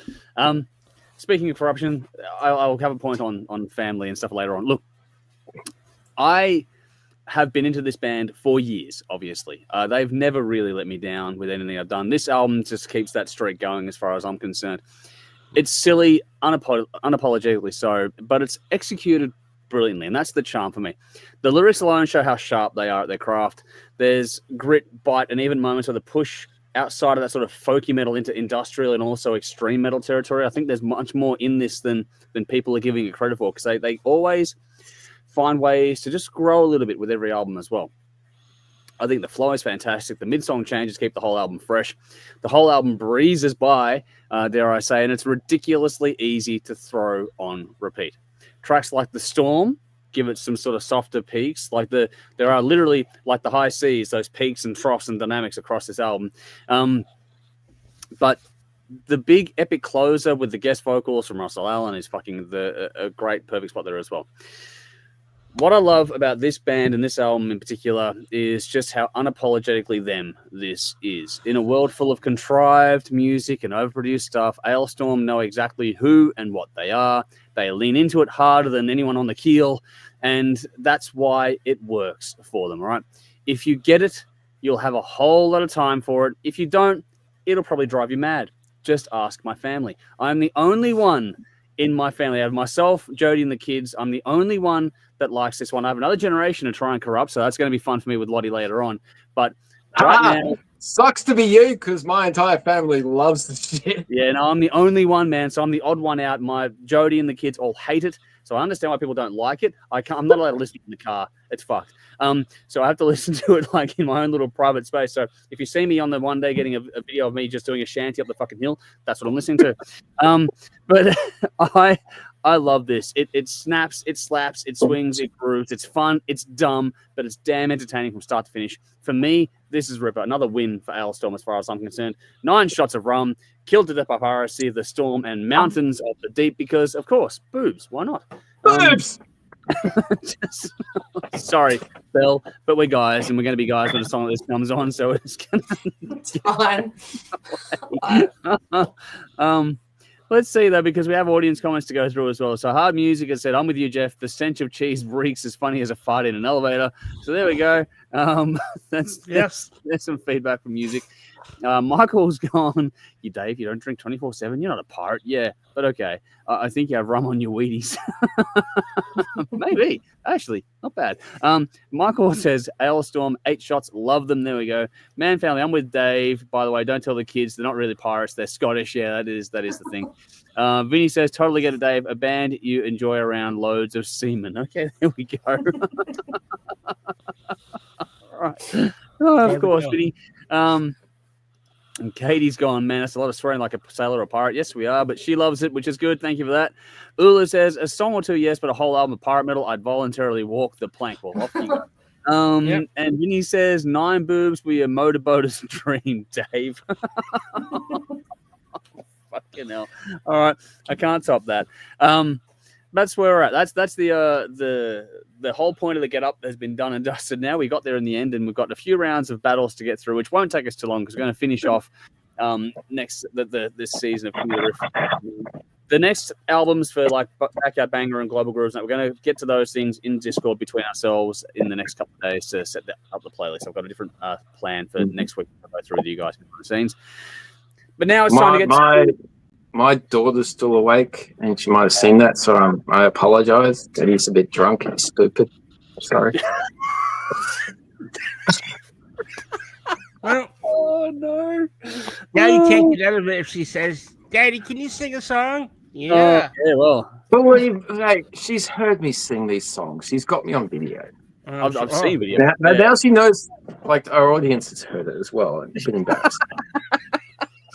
It's just like this is like the regret of the kebab the night before, but now you're having the regret now without the kebab. Like this is wow. All right, let's move us along. Let's get through the finale of this season of King of the Riff. We have 3 rounds to go. We're going to find, just so you know, Dave, just to cheer you up, Vinny said 9 boobs were your motorboater's dream, Dave. So there you go. There's a comment to cheer you up. Oh, boy. All righty. This is the All-Australian edition of King of the Riff. This is the season finale. We're going to do 2 rounds first, then the finale after that. We have AC/DC Highway to Hell versus Icehouse Man of Colours, which is the round 7 of this whole season. And then we have round 8, which is Audio Rain, The Perfect Sea versus Toehider. I have little to no memory of these memories. That'll be all of us tomorrow. So that's going to be... we're going to go through. The winner of those rounds goes on to the finale tonight. We're going to do all 3 rounds in just a moment. This is what we got. The 1 and 2 seed is still in there. What do we got? Icehouse number 6 seed and Toehider number 8 seed. So it's actually a fair spread. Got 8, 6, 1, and 2 in this mix so far. So let's see which one gets through to what. First up, we're going to do round 7, which is AC/DC Highway to Hell versus Icehouse Man of Colours. This is a matchup that sums up just how wild this whole bracket, this whole series has really been. In one corner, you've got the Untouchable album we all know, which is AC/DC's Highway to Hell. A record that didn't just set the standard, it is the standard. The riffs, the swagger, Bon Scott in full flight. This is the definition of rock and roll immortality. But across, on the other side of the ring from this one, we have something completely different, but no less iconic in its own way. Icehouse's Man of Colours, where AC/DC goes straight for the throat, Icehouse go for the heart. It's lush, melodic, and loaded with, hits that shaped the late 80s in particular. Crazy, Electric Blue, Man of Colours. There's a lot to like about this one. It's an album that gave a different kind of voice to Australian music on the world stage, which is the whole point of this season of King of the Riff. This isn't just a fight between 2 records, it's a clash of approaches. Blunt force versus beauty, stadium thunder versus synth-laced soul. Both timeless, both towering, but only one can move on. So which one are we going to? Belle, let's start with you. Is it AC/DC? Is it Icehouse? And why are you picking it? I will make this super quick. I'm sorry, Icehouse. You're great, but AC/DC knocked it out of the park, to borrow a phrase. Yeah. Well done. Yeah. It hits harder, and I like that. So I did like Man of Colours, but not as much as AC/DC. Personal taste, I can't explain it any more than that. Yep. We've done the albums, so yeah. Yeah, we've done the albums. That's my choice. It's all good. We don't need to go too in depth on these ones. Jeff, how about you? Yeah, same thing. It's not just personal taste. It's I prefer the AC/DC over Icehouse. Icehouse, it's a it's a decent album, the whole bit, but it just can't compete. Just can't compete. This is another, it's like another fucking planet they're on compared to. So yeah, it is. They just knocked it out of the park, and it's what, for almost 50 years, it's still going. So yeah. All right, Dave, is it 3 from 3? Yeah, absolutely, easily AC/DC. Make it 4 from 4. Make it a sweep. It's not that Icehouse is a bad album. It's a fantastic album, and I think I said last time around that you forget just how many songs you do know from that album in particular. But and I loved listening to it again this week. Even it's a fantastic album. But compared to Highway to Hell, I mean the finale from Bon Scott, as we would all tragically find out later on, it's just one of those moments where you sit there and go, okay, I still get a kick every time I hear that Shazbot Nano Nano at the very end of the album. I still get a kick out of it. There's no other albums that have that sort of moment at the end, and it's that perfect little sign off that you're never going to get anywhere else. So for me, it's an all-timer, and there's a reason why it's so revered, and it's the reason why it's the number 1 seed. So AC/DC for me as well, without diving too deep into it. I know we'll get the comments in a bit. We'll get to the next round, though. This is number 8, round 8. Audio Rain, The Perfect Sea versus Toehider. I have little to no memory of these memories. I'm very curious as to how this one's going to go, because this is a more modern showdown. This is 2 underdogs that have fought their way through the brackets, ready to prove they belong in the final. First up, Audio Rain. Number 2, seed with The Perfect Sea, a record packed with heart, hooks, and anthems that could sit comfortably alongside any international release. It's polished, powerful, and chosen by the audience with good reason. On the other side, though, you got Toehider, and I have little to no memory of these memories. That kind of album that defies description. Mike Mills at his wildest, genre-bending, boundary-pushing, technically mind-blowing, and at times just flat-out unhinged. It's art, it's comedy, it's rock, and it's prog, and somehow it all works. One album represents modern Aussie hard rock done to perfection. The other is a kaleidoscope trip through the imagination of one of the country's most unique and impressive talents. Straight lines versus zigzags, crowd pleasers versus cult chaos. This is going to be fun, so let's get into it. Dave, let's go to you first. This is a tougher one, I feel, but I might be wrong. Yeah, it is. Both of these albums are fantastic. The whole reason we do this show is to highlight the newer bands that are overshadowed by what we all grew up with and just don't get the exposure because the world has changed. We can't change that, but that's what we're here to do, to try to highlight this. Ultimately, Toehider gives you every type of mood, emotion in one massively amazing song, whereas Audio Rain has different songs that are all, whatever mood you're in, you can pick a song on this album that will complement, fix it. And since the first moment I heard this album, I already love this band, but this album is something special, and hearing these songs live is extra special. So I have to go with Audio Rain because I just think it's an amazing release. I think it's a great rock album. It's a perfect reflection of a person living in modern society in different songs in different ways. It's beautiful. So Audio Rain. Cool. Alrighty. Jeff, let's go to you next. Yeah, Audio Rain's great band. There's no question about it, and that's a great album. But I can tell you, I remember the first time I heard Toehider, I was, well, to put it mildly, blown away would be putting it mildly. And then I found out that it was just one guy. So I was just like, holy shit! I realized at that point that, you know, I'm never going to be that guy that Mike Mills is. Like, I can play guitar and I can do all that stuff, but I can't play and I can't sing and I can't, you know. I have made music, but not like that. This is next level, and like it's world class. And really, Australia should be very, very proud of what this, you know, producing this guy, because he is like there's knocking it out of the park, and then there's knocking it into the next fucking dimension, which is what he's done. Everything that he puts out is of a quality that, you know, one could only imagine that you would have that. If you're an artist, you could maybe do it once in a lifetime. He does it every single time, and he's doing it by himself. And he's singing. You know, and producing and all that, and producing, and he's playing all the instruments. This guy's next level, like next level to next level. So as good as Audio Rain is, they're a band. They're collaborating together. They're pulling in ideas. This guy is just sitting in a room and he's doing it all by himself. I think that makes it harder, though. I miss the collaboration of a band because it's so easy to do it yourself. Such an interesting battle, this one, I don't think it's easy to do it yourself at all. I think, you know, to be able to play all the instruments, there's a reason why guitar players play guitar and not play drums, and you know, and don't play keyboards. You know, if you can, there's a reason why bands break up, because they can't fucking. Like, I want to be the main. I want to be the headline. I want to be up the front. If bands can't collaborate, gets into an argument over collaboration, then he's schizophrenic or something. Then he's got a problem. But at this point, he's just doing it by himself, and I think it's great.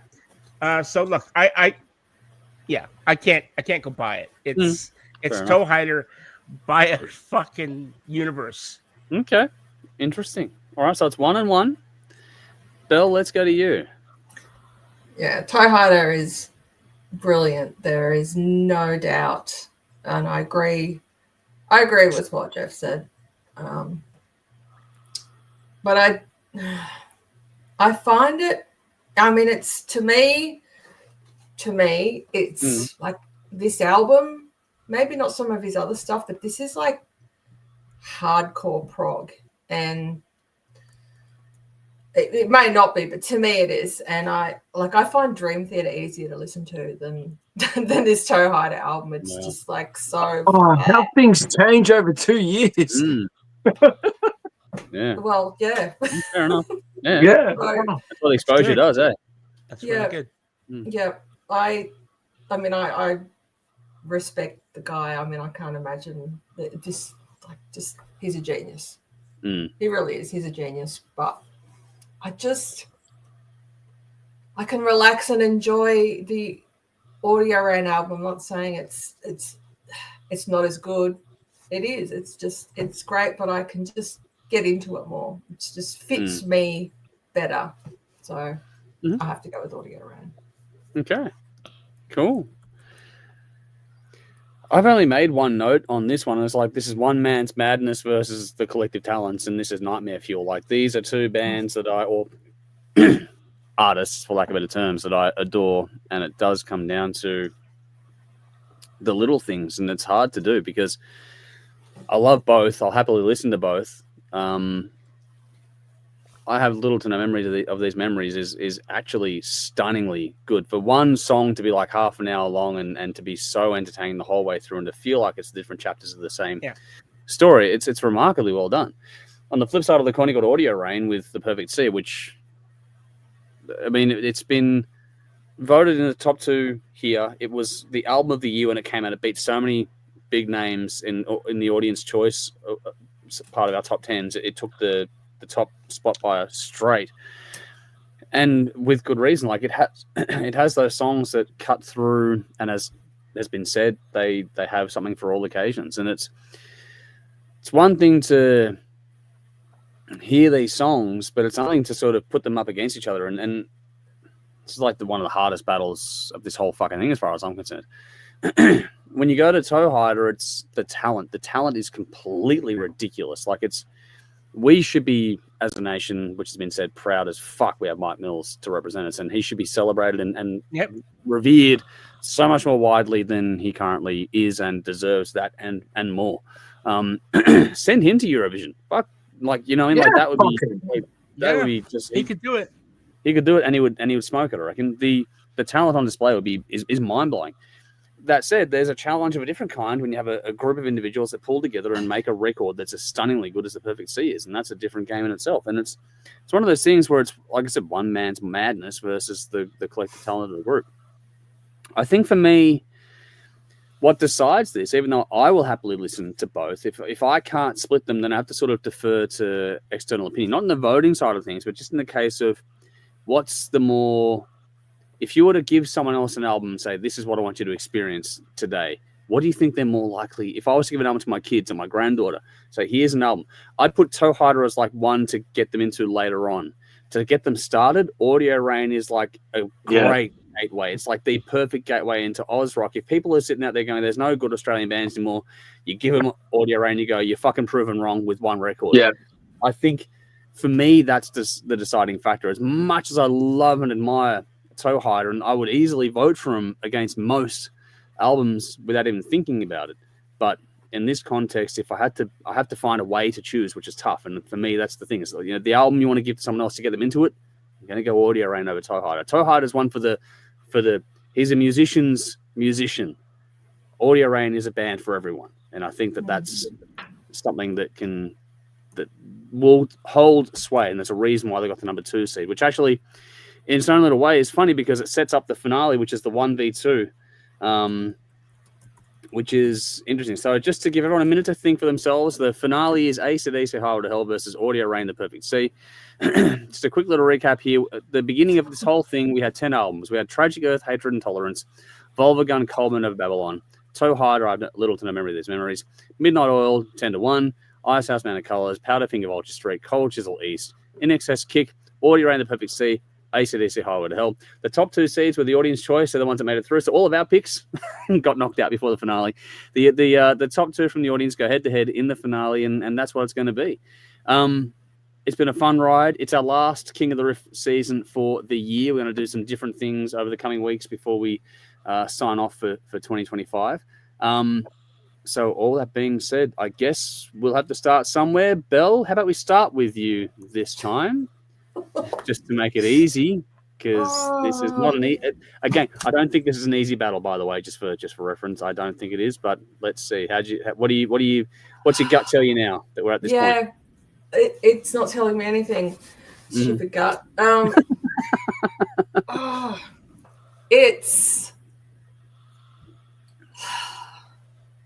I'm just trying to like get the vibe of the each album and how each of them make me feel, because I really do vote off feeling most of the time. Oh, fucking hell. Do you know, I think that Audio Rain, look, AC/DC, The Highway to Hell, it's brilliant. It's great. I love it. Anyone just about can enjoy it.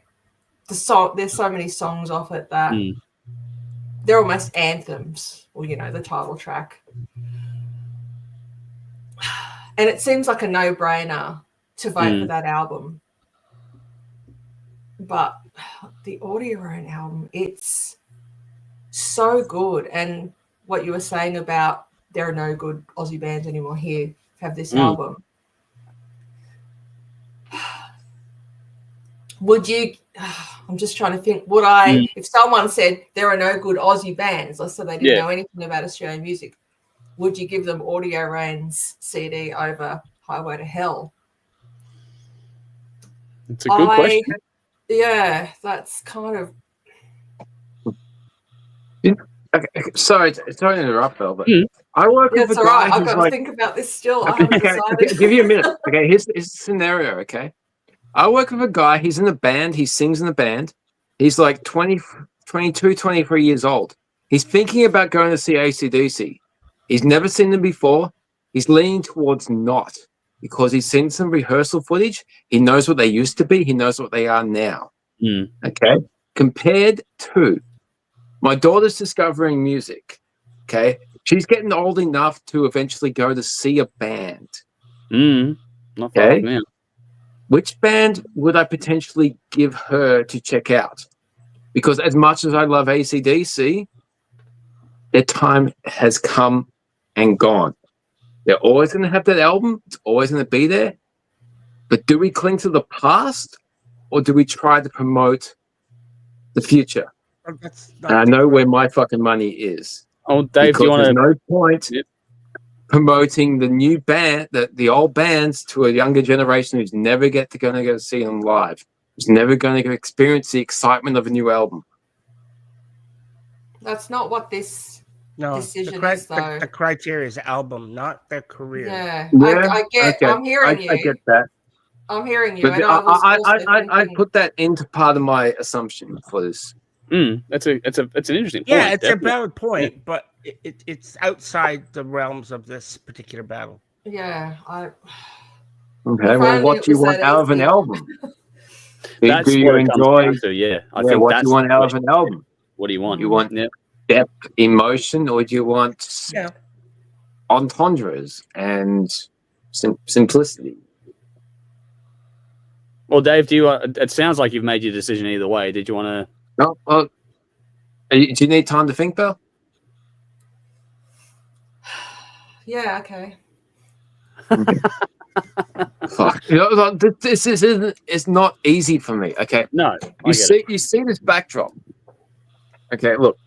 Obviously, my favorite band is Guns N' Roses, right there. But there's the Ball Breaker album T-shirt right there. Okay. I'm 45 years old. I grew up with these bands. I love them to death. But it doesn't mean it's the be all and fucking end all of what is going to shape what I listen to. Most people will form their opinions between 15 and 22. And that's what they like. And then they become gatekeepers for what was their fucking adolescence, and they get caught up in life. I'm maybe an oddity, because I continue to grow with music, with life, with whatever. And bands are important to me. And while as much as I love AC/DC, I've listened to every fucking album they released. I love that band to death. Seen them live, everything. I've learned to play songs, spent hours learning their riffs, their solos. That's always going to be part of my musical DNA. It's led me to everything. Not the be-all and end-all, though. Because as I grow, I get older. And while those songs on Highway to Hell is fun, I love Bon Scott to death. But then something like Audio Rain came along, and I wouldn't have discovered Audio Rain without the show, without AC/DC. But Audio Rain just has more emotive conviction, more diversity, more what I want from the album at 45 years old. So I just think that it's a spectacular album. It's got the rock and roll spirit. It's got vulnerability. It's got honesty. It's got passion and conviction. So easily, Audio Rain is a better album than Highway to Hell. Very convincing argument. I'll say that right now. Belle, did that help or hinder? No, it definitely helped. I think that's kind of where I was starting to go in my thought process. The complexity and the connection, I guess, that I have with the content, you know, lyrically mostly, but just the music itself, it's more, well, it's, I think it gives me, like the AC/DC album, it's just, it hits you hard, like I said, against Icehouse. Is what you want. So yeah, I choose that over the more emotive album, but why would I? I'm still not ready, clearly, am I? Still hedging. I'm going for emotion over just a gut punch. This way though, like Highway to Hell's 1979, like Perfect Sea is 2023. They capture everything AC/DC have and everything that's foreshadowed and complemented AC/DC within the last 4 decades. They respect that and bring something new to it. It's interesting. It's a tough one. Yeah. It's actually a really interesting. Really is. They be doing what they're doing about Highway to Hell and the like. What would they have based their core sound on? Exactly, but you can't just rely on the building blocks for what comes. You have to let go of the past, and let the future stand on its own feet. I think I can jump in on that point, Belle, just quickly. I'm not trying to convince you one way or the other, but I think that there's plenty of riffs on Perfect Sea, and none of them sound like AC/DC riffs to me. Yeah. Exactly. There's plenty of. You can still do that style. That style hasn't come out of popularity, regardless of how much music has been fucked over for the past 4 decades. You can still be creative in standard tuning, in blues rock, and still be creative with emotive conviction.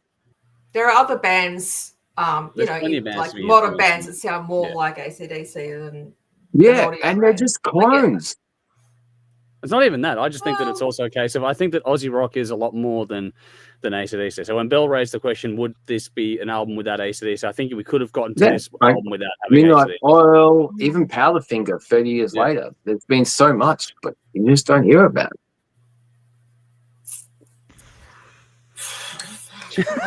Okay, I'm gonna mute myself. Yeah. Well, I don't know. What, Jeff, have you got a decision, or are you? Yeah, I have a decision. All right. Well, Belle, have more thinking music while Jeff serenades us with his perspective on this battle. Okay, so look, there's no question that both of these albums are masterclass albums, right? And we've been asked to choose between, an album that's 46 years old and an album that's 2 years old, right? From vastly different bands. They're really they're musicians and they're Australian, and that's about it. Obviously, I think it would be unfair to state that that Audio Rain, even if they're not copying AC/DC, which they're not, hasn't taken some inspiration from AC/DC, because that would be, to say that they haven't would be almost I understand that. I was only making the point there's plenty of other influences. Correct. There's a lot of absolutely. The world, just because you live in Australia doesn't mean you have to fucking copy a band that's from Australia as well, right? So, but having said that, look, this album is Head Back in Black never came out the next year. And they, and Bon Scott never died, because, Back in Black was pretty much well written, for, and just never came out with him in it. But I had no doubt he probably would have knocked it out of the park, just like, Brian Johnson did. We'll never know. Maybe AI will give us a version. I think it actually had someone did that. I think someone did that. There's a lot of speculation that Bon Scott would have quit AC/DC. No. Who knows? Possible. Who knows? Maybe. Like, We'll never No, know. there is a lot of speculation. Bon Scott was sick of the whole spectacle. He would have quit. maybe. Yeah. We'll Doesn't never know. We'll But, never yeah. know. So, but the thing is, Highway to Hell is close to like a rock and roll masterpiece as you're gonna get. I mean, it doesn't get much bigger. If you were to list like 10 of the the best like rock albums, just like like Ball's rock albums, it's got to be on that list. It's got to be on that list. And if it isn't, I mean, like when you think of all the bands that are out there that are making great music, there's a lot of great bands out now, and there's a lot of great bands from back in the day. Criteria wise, we had to choose. And I could waffle on all fucking night about, and extolling the virtues of AC/DC and how great they are and what they've done to music, modern music. But when you listen to AC/DC back from 1979, and you think, okay, well, where did they get their sound from? Like they created it pretty much from whole cloth. They created a sound.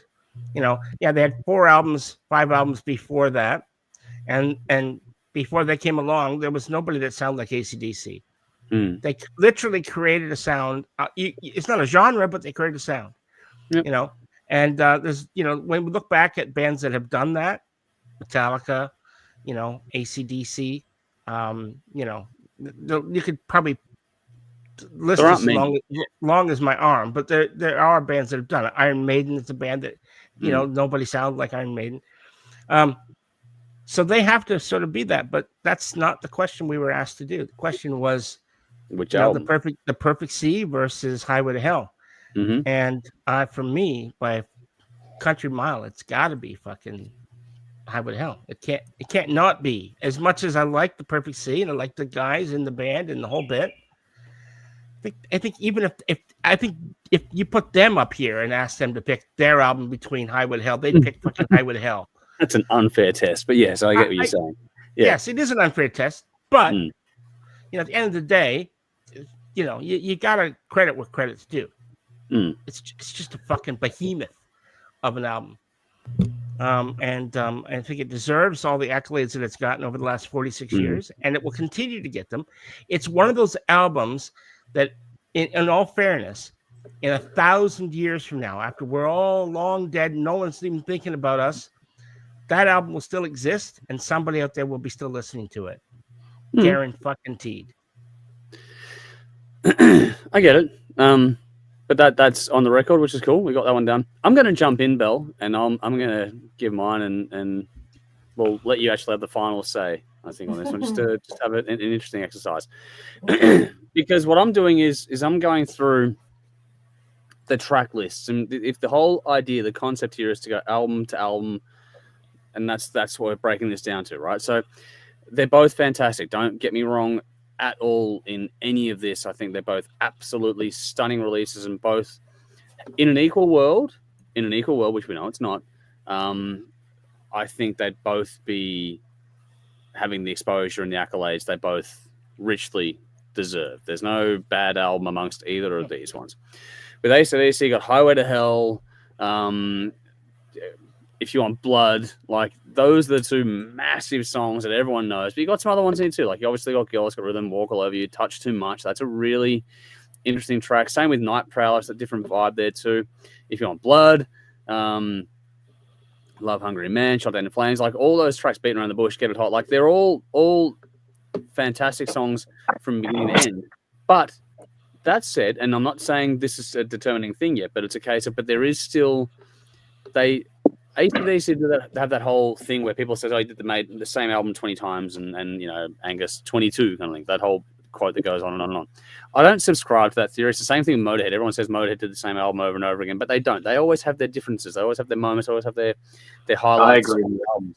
And pay some fucking attention, people, and you will really. I agree, Dave, and I think that there is so much more depth to the AC/DC. That's the point I'm making. Is Highway to Hell has more depth going on than people give it credit for, I think, initially, and I think it deserves to be noted that there are some definitely fantastic. Like Night Prowler is one of my favorite AC/DC songs. I think it's fantastic, but also things like Walk All Over You is a good one too. Girls Got Rhythm in the Groove on that. Like there's so many cool songs in there.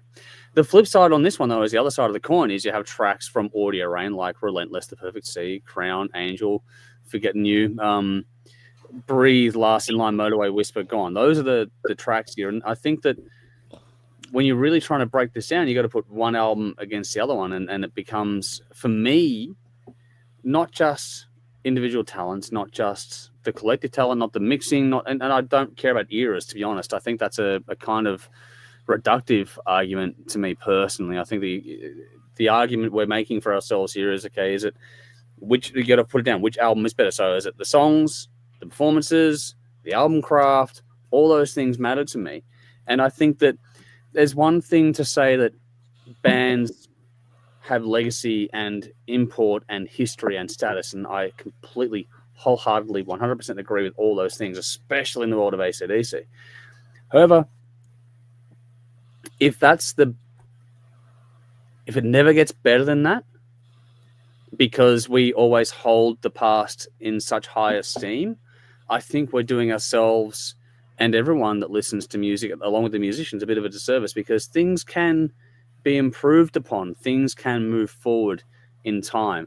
And if you want to break it down on pure album craft, performances, writing, when you get an album that gives you Relentless, The Perfect Sea, Angel, Breathe, Motorway, Whisper, I think for me personally, even though they're not that well known, I think if you put one album on versus the other one, for me personally, Audio Rain have a knack where AC/DC have their stamp and they've made it.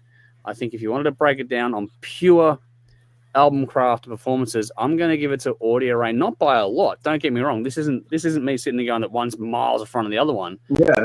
Audio Rain. It's not an easy battle. It's really not. It's a tough one. It's really tough. I love both can't albums. hold on to the past forever. It's not only that. I just think that if you wanted to break it down in terms of which album side by side, if you didn't know a name, if you listened to them and you just put them on, and which album's track order, which album was a more interesting listen, which album touched you the most emotionally. More diversity, more depth, more human I connection. love AC/DC, and like I said, I've just gone to bat saying AC/DC is a lot more diverse and deep than people give them credit for. I just think that that's been superseded in this context, the same argument, by what Audio Rain did with The Perfect Sea. So for me, not by a lot, like by a hair, but it is Audio Rain for me, just by that margin. Which means, Belle, you do definitely get the deciding vote, one way or the other one. So have we convinced you to make a decision? Good luck. Fuck. Well, I'm no closer to making a decision than what I was at the start. Oh, wow. But I have more to think about. Yeah. I'm not going to go on because this is one of those toss a coin moments. No, you can't toss a coin. It's too easy. You need to make a decision. I don't think he's going to, Dave. No. It's not a toss a coin moment. You need to make a decision. This is what's No, it's not. You need to make a decision between the past and the present. There is so much merit between both albums. I don't think it's that. I just think it's a case of which album. I don't think it's past versus present. I just think that there's a million arguments we spoke about for the last 20 minutes. It's not a toss a coin moment. You need to make a decision. Conviction. If that's the case, Audio Rain wins it because the conviction in his vocals is fucking beautiful. Regardless of what he's saying. Dave, why don't you make the decision for me? No! Your pick. I'm shutting. No, it's your pick. I'm shutting up. Bella, just walk us through what you're thinking. Why is this so hard? I know the toss-up was a picky remark. There's no right or wrong here. You just go with what you feel. I know. Look, what makes it? What's the hardest point about it?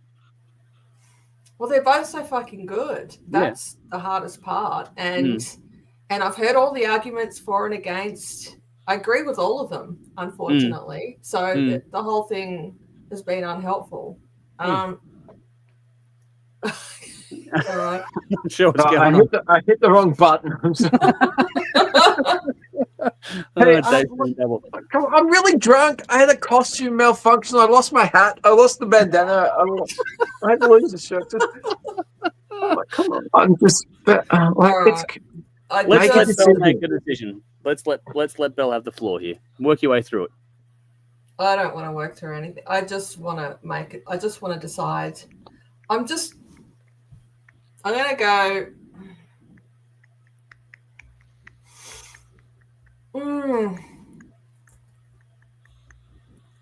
You know what? I'm gonna have to. I've found a reason. Okay, good. That's it. That's all you need. There's a chord change and melody bit in an audio range song that always irks me, and that's what it's going to come down to. I'm going to go with Highway to Hell just because of that. I know it just seems so petty and ridiculous. But actually, which song? But I can't yeah. fault Highway But to if that Hell. shows how tight the margin is, there's nothing wrong with that, too. Do you know what I mean? I had to find something, and there's this one bit that was just like, I don't like that shift, and the melody that goes along with that shift. It just seems like they didn't really know. I think it's in Angel. Really? Okay. Yeah.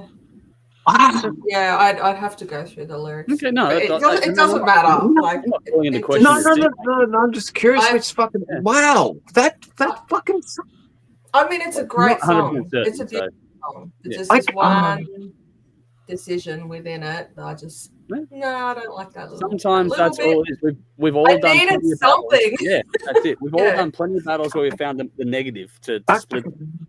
And it can be as petty as you like, but it sometimes comes down to something so small. I think it's actually a credit to both bands and both albums that it is such a tight battle. I think that if you have to find a reason so small as that to split them, it shows how good they both are. And it's not a case of you'd hate listening to them. You'd both happily put them on again, or happily put both on again, I should say. But the thing is that you have to make a decision, and the way you find that is how you get there at the end of the day. Yeah. Which does mean, you find something. But after all this wrangling, we ourselves have a tie, which means it does go to the higher seed, which... Obviously, AC/DC win. But let's just make one thing clear here. These are the top two audience choices, and AC/DC got the number one seed by virtue of play count. So that does weigh into the factor when you're things here too. It's a fucking given, man. You know. But in another world... And this is obviously why we'll never have a new band that will be as big as the ones from the past. I don't know that there's a whole wider conversation in that one. It will never happen. There's so many reasons why. Think about all the bands that this Audio Rain album has topped. Like 8 albums, we had In Excess, Kick. But Audio Rain didn't go up against every single band, though. No, but it's still... It wasn't a round robin competition. Here's the question then. Okay, Dave, out of all the other albums on the list, would one of them knocked out Audio Rain for you? No, for me personally, no. Yeah, and as soon as I saw this list, I thought that's the band that's going to win. Yep, cool. And that's like fuck the past. I'm sick to death of the fucking past dominating the future. Get over it. I understand the argument, but this is album versus album. You need to start promoting the new past because we're old. We're going to fucking die within the next couple of decades. You want rock music to die with us?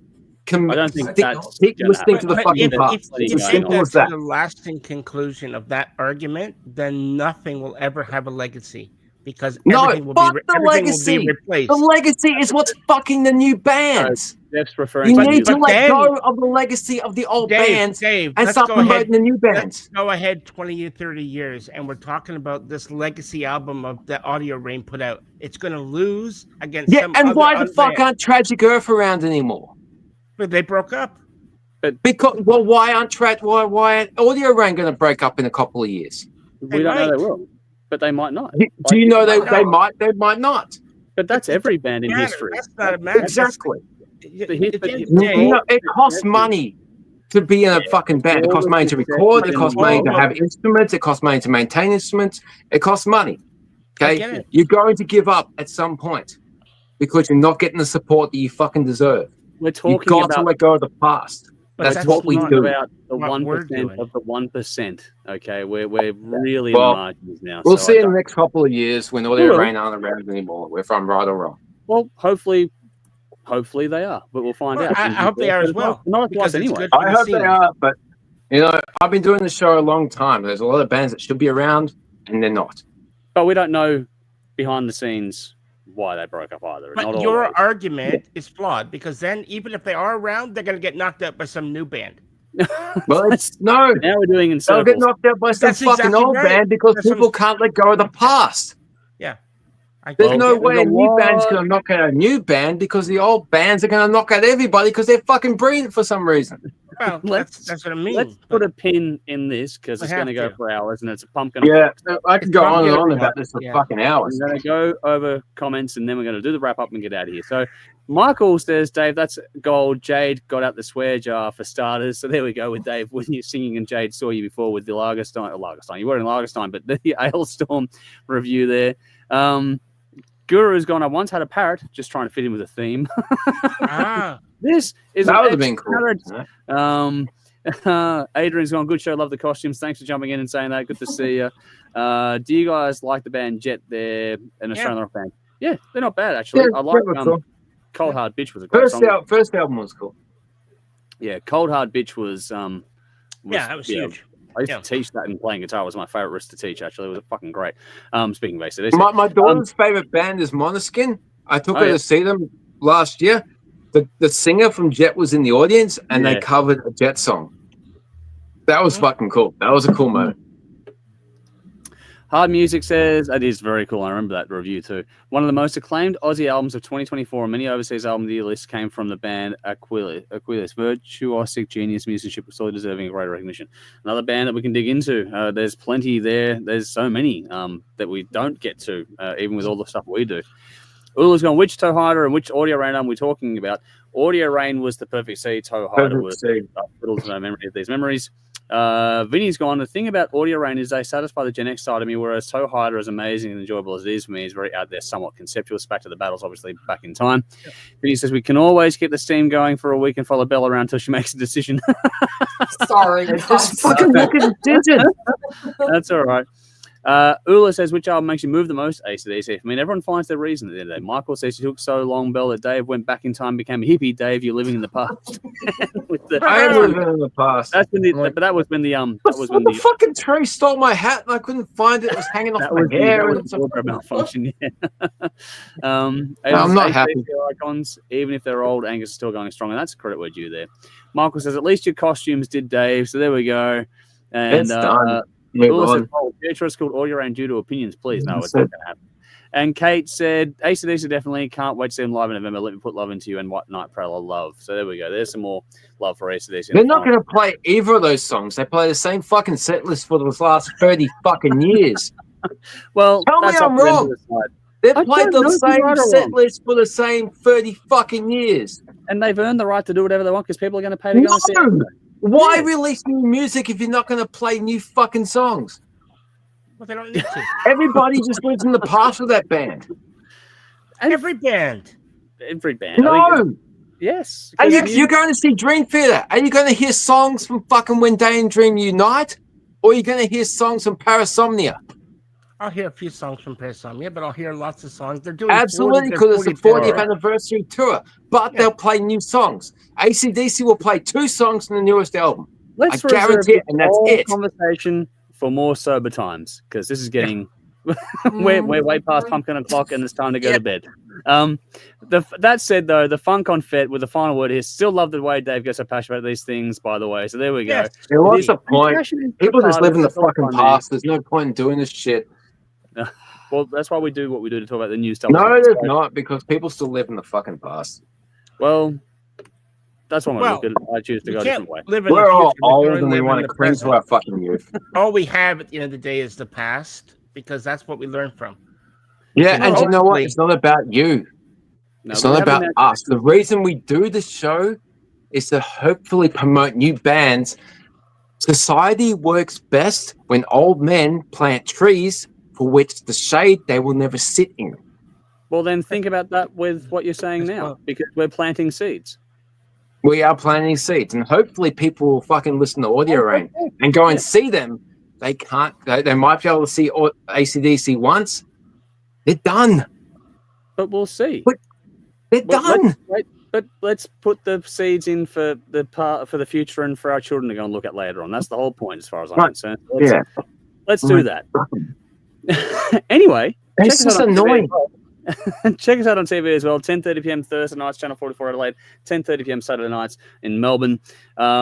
Next week we're back with more of our antics, without the costumes. Next week though, we'll get through how we're going to do this stuff in Discord because the next few weeks, because we have things like I'm going down to Melbourne for a wedding. Belle's going to be leaving us a bit earlier in the year than we had hoped, but unfortunately some things can't be avoided. And then we'll get through the end of the year as we do. So we haven't got that, like I said, less than 100 days to go. So not that many weeks to go. So we're going to start to do things a bit differently as we wrap up 2025 and just work our way through the next couple of months. We have Halloween coming up as well. That's going to be a lot of fun too. We'll get to all that in the coming weeks. But for now, let's raise a glass and get on out of here so we can go and get some sleep. So, Jeff, what are you raising a glass to this week? Well, I'm raising a glass to because now it's going to be 2 concerts that I'm going to in February. Lacuna Coil. See you there. Nice. Cool. All right. Dave? Yeah. Okay. I got a couple. Cool. Like one I gave away earlier. Deathgasm 2. If you've seen Deathgasm 1, it's so fucking fun. But that's a whole other thing. I'll say that. Deathgasm 2, it's coming. The rant is coming, but I will save it. Yep. Follow us. Jump on YouTube. Become a Patreon, and we're going to do solo episodes. I'm going to rant about something.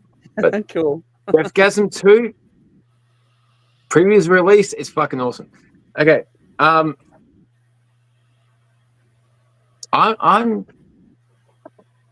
still mourning. I'm fucking. It hurts. I'm gutted. But like we lost Aussie, and it hurts. It's really fucking bad. But we've had a few weeks off, and a drunk guy watching live DVDs and shit, going through the internet and finding stuff. And vinyl is really expensive these days, and when you find something that's like half price, yep. Oh yeah. Oh wow. Yeah. That's a nice $35. Wow. $35, motherfucker. And This is my first Aussie vinyl. Funny story, one of my first CDs was Bark at the Moon and Ultimate Sin. And I was 12. And so this is really fucking special. This arrived today after a bit of a delay, and I ordered this a couple of weeks ago. So, is that the Japanese version? Does it have spiders or no? No spiders. It's the original 8 songs, but yeah, I'm fucking comes with a poster, and I'm really fucking happy. So yeah. No, that's special. And my third one is rum. Fuck. All right. There we go. It's always fun. Cool. That's 3. Belle, what are you raising your glass to this week? I got nothing. I'm sorry. I didn't have time to think about it. And it's not like this is the first fucking time we've done raise a glass, Belle. Dave. I'm sorry. I'm just plan ahead. I got nothing, Andrew. So, I'm sorry, but it's not like this is a new thing. Dave, that'll do for now. We're gonna get out of here. I know. I'm sorry. Just fucking. Vinny's gone raising a glass to Liam Neeson and Naked Gun. The franchise is alive. I'm excited as a rugby coach seeing Samoan women being born. Okay, Vinny. And Michael's gone raising a glass to Teach Roast, who does get us into new bands all the time and mindfully goes out of the way to focus on Aussie bands. That we do. My raising a glass this week is very simple, but actually what I'm actually grateful for, which actually might sound a bit lame, but it is what it is. I actually raising a glass to working for people and with people that genuinely care about it. We're busy as fuck at the moment. We're like genuinely flat out, like busier than we've ever been. But the care for the staff across the board, across the whole company comes first. I'm going to raise a glass to actually finding, after all these years, a decent employer. So thank you to pay my bills. That's important. It does feel a lot better to do that for people that give a shit. But on that note, I get next week off for the first time since February. Nice. Oh, God, I need a fucking break. I got a couple of days off next week as well. Yes. Cool. All right, well, speaking of a break, let's get out of here. It's time to go to bed. It is past pumpkin o'clock. Thank you all so much for tuning in. We'll see you again next week with more of our antics. A big thank you to Jeff on the other side of the screen, Dave opposite corner, and Bill underneath. Thank you all so very much. We'll see you all again very, very soon. Until then, I'm Andrew, and as always, folks, you know what to do. Drink up. Rock on. Cheers.